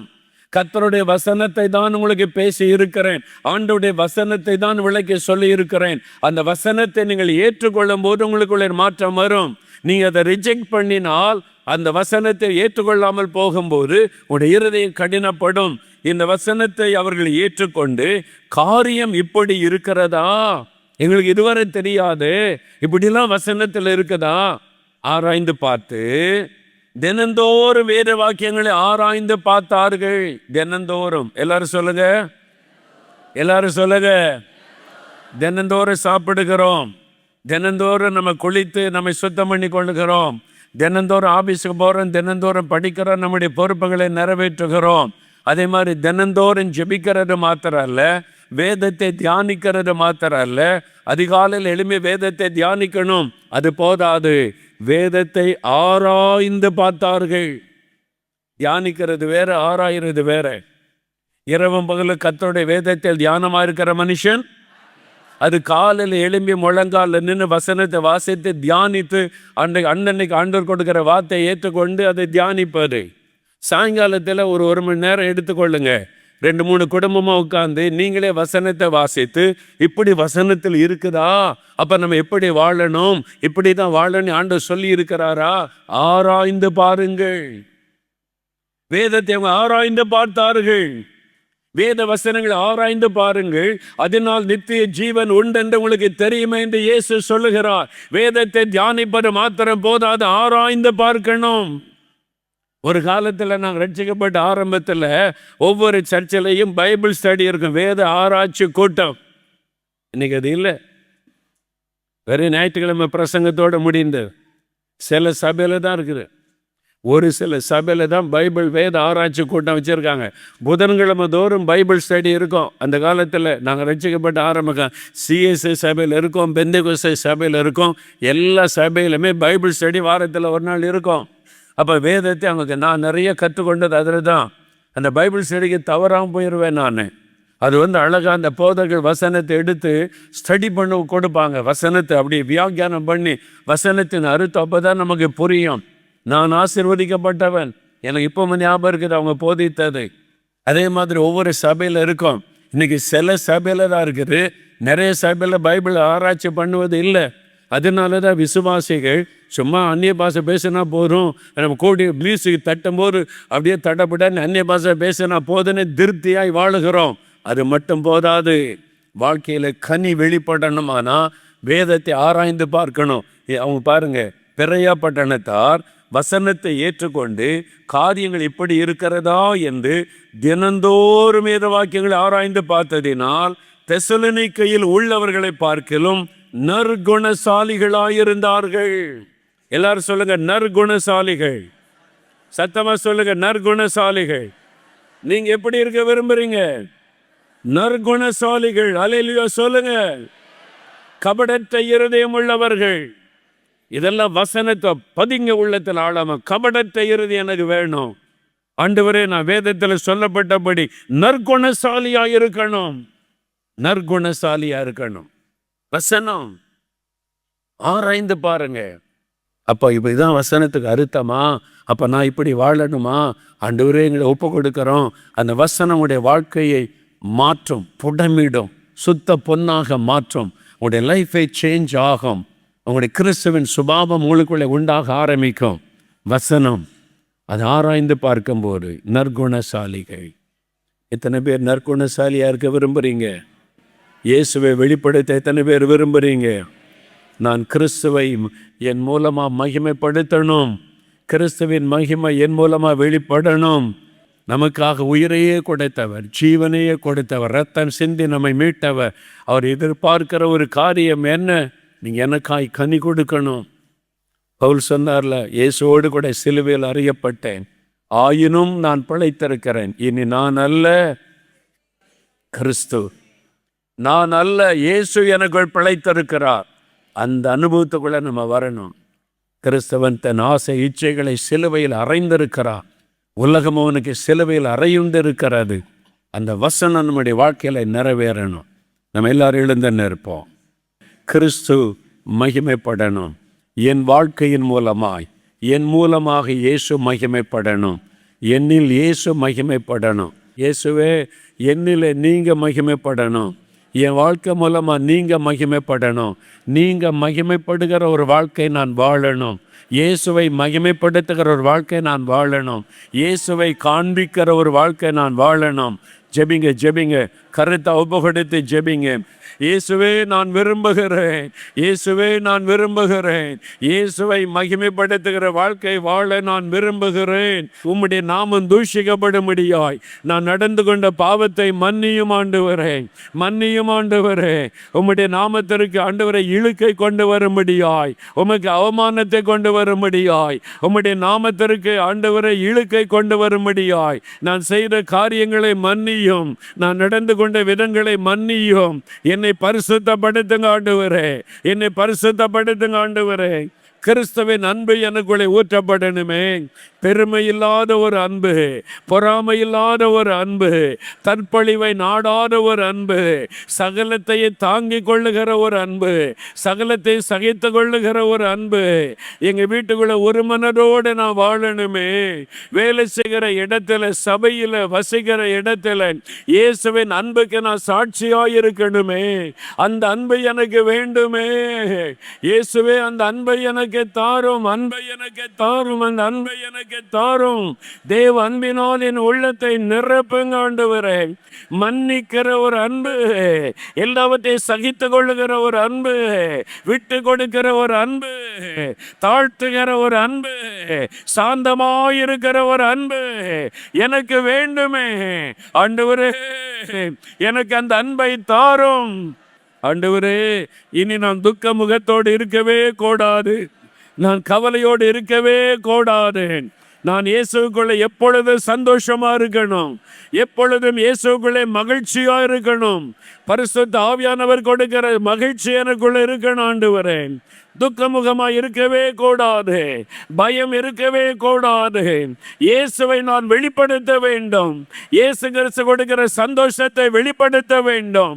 அந்த மன மகிழ்ச்சியை தாரும். பாடு வந்தாலும், நிந்தை வந்தாலும், நெருக்க வந்தாலும் நான் கவலைப்படக்கூடாது, முறுமுறுக்க கூடாது, சோர்ந்து போகக்கூடாது. உம்மை துதித்து நான் மகிழ்ச்சியோடு இருக்கணும் ஆண்டவரே. அதற்காக என்ன ஒப்பு கொடுக்கிறேன் ஆண்டவரே. கபடமில்லாத இருதயத்தை எனக்கு தாங்க. பெருமையில்லாத இருதயம், பொறாமையில்லாத இருதயம், தூஷணம் பண்ணாத இருதயம், குறை கண்டுபிடிக்காத ஒரு இருதயம், கபடமில்லாத ஒரு இருதயம், குழந்தையை போல ஒரு இருதயம் எனக்கு தாங்க ஆண்டவரே, எனக்கு தாங்க ஆண்டவரே. கேளுங்க கேளுங்க கேளுங்க, 2 நிமிடம் கேளுங்க. ஆண்டவரே, கபடமில்லாத இருதயம் தாங்க ஆண்டவரே. ஒரு குழந்தை போல இருதயம் எனக்கு தாங்க. நீங்கள் மனம் திரும்பி சிறு பிள்ளையை போல் ஆகாவிட்டால் தேவனுடைய ராஜ்யத்துகளை பிரவேசிக்க முடியாது என்று இயேசு சொன்னாரே. ஆண்டவரே, குழந்தை போல இருதயம், கபடமில்லாத இருதயம் எனக்கு தாரும் தாரும் தாரும் தாரும். ஆண்டவரே, என் இருதயத்தை மாற்றுங்க, என் இருதயத்தை கழுவுங்க. இந்த பெருமை, பொறாமை, எரிச்சல், கோபம், சுயநலம் எல்லாம் என்னை விட்டு மாறட்டும் ஆண்டவரே. சாட்சி இல்லாத வாழ்க்கை, பண ஆசை என்னை விட்டு விலகட்டும் ஆண்டவரே. ஆண்டவரே, ஜெபிங்க ஜெபிங்க. சுத்த இருதயத்தை என்னிலே சிருஷ்டியும், குழந்தை போல ஒரு இருதயத்தை தாரும். புதிய இருதயத்தை ஆண்டவர் தந்து கொண்டிருக்கிறார். பழையவைகள் ஒளிந்து போகிறது, மாம்ச கரியைகள் எல்லாம் ஒளிந்து போகிறது. ஒரு சுத்திகரிப்பு வந்து கொண்டிருக்கிறாரு. உங்களுடைய இருதயத்தை ஆண்டவர் சுத்திகரித்து கொண்டிருக்கிறார். குழந்தை பந்தமான இருதயத்தை தருகிறார். களங்கமில்லாத ஒரு இருதயம், கபடில்லாத ஒரு இருதயம், கசப்புகள் அப்புறப்படுத்தப்படுகிறாரு. ஆண்டவருடைய வல்லமை, ஆண்டவருடைய வல்லமை, ஆண்டவருடைய வல்லமை அதை செய்து கொண்டிருக்கிறது. ஆவியானவர் அதை செய்து கொண்டிருக்கிறார். இடம் கொடுங்க, இடம் கொடுங்க. ஆவியானவருக்கு இடம் கொடுங்க. அவர் சுத்திகரிக்கட்டும், அவர் சுத்திகரிக்கட்டும். இடம் கொடுங்க. கடினப்படுத்தாதங்க, கடினப்படுத்தாதங்க. சுத்திகரிங்க. அநேகருடைய இருதயம் கழுவப்படுகிறது, சுத்திகரிக்கப்படுகிறது. கட்டுகள் அறுக்கப்படுகிறது. பெருமையின் கட்டுகள், பொறாமையின் கட்டுகள், இச்சையின் கட்டுகள் அறுக்கப்படுகிறது. அன்பற்ற தன்மைகள் மாறுகிறது. இப்ப கசப்புகள் மாறுகிறது. மன்னிக்கிற இருதயம் உண்டாகிறது. ஆவியானவர் அதை செய்து கொண்டிருக்கிறார். இனி இயேசு உங்களில் மகிமைப்பட போகிறார். இனி இயேசு உங்களில் மகிமைப்பட போகிறார். சுத்திகரிப்பை ஆவியானவர் கட்டளையிடுகிறார். Thank you Lord, thank you Lord. சுத்திகரிப்பை உண்டாக்குகிறதற்காக நன்றி தகப்பனே, உமக்கு நன்றி. For further details and prayer support, contact Jesus Redeems Ministries, Nalamavadi, Thuthukudi District, 628-211. Our phone number 04639 353535. info@jesusredeems.org. Our website www.jesusredeems.com. God bless you.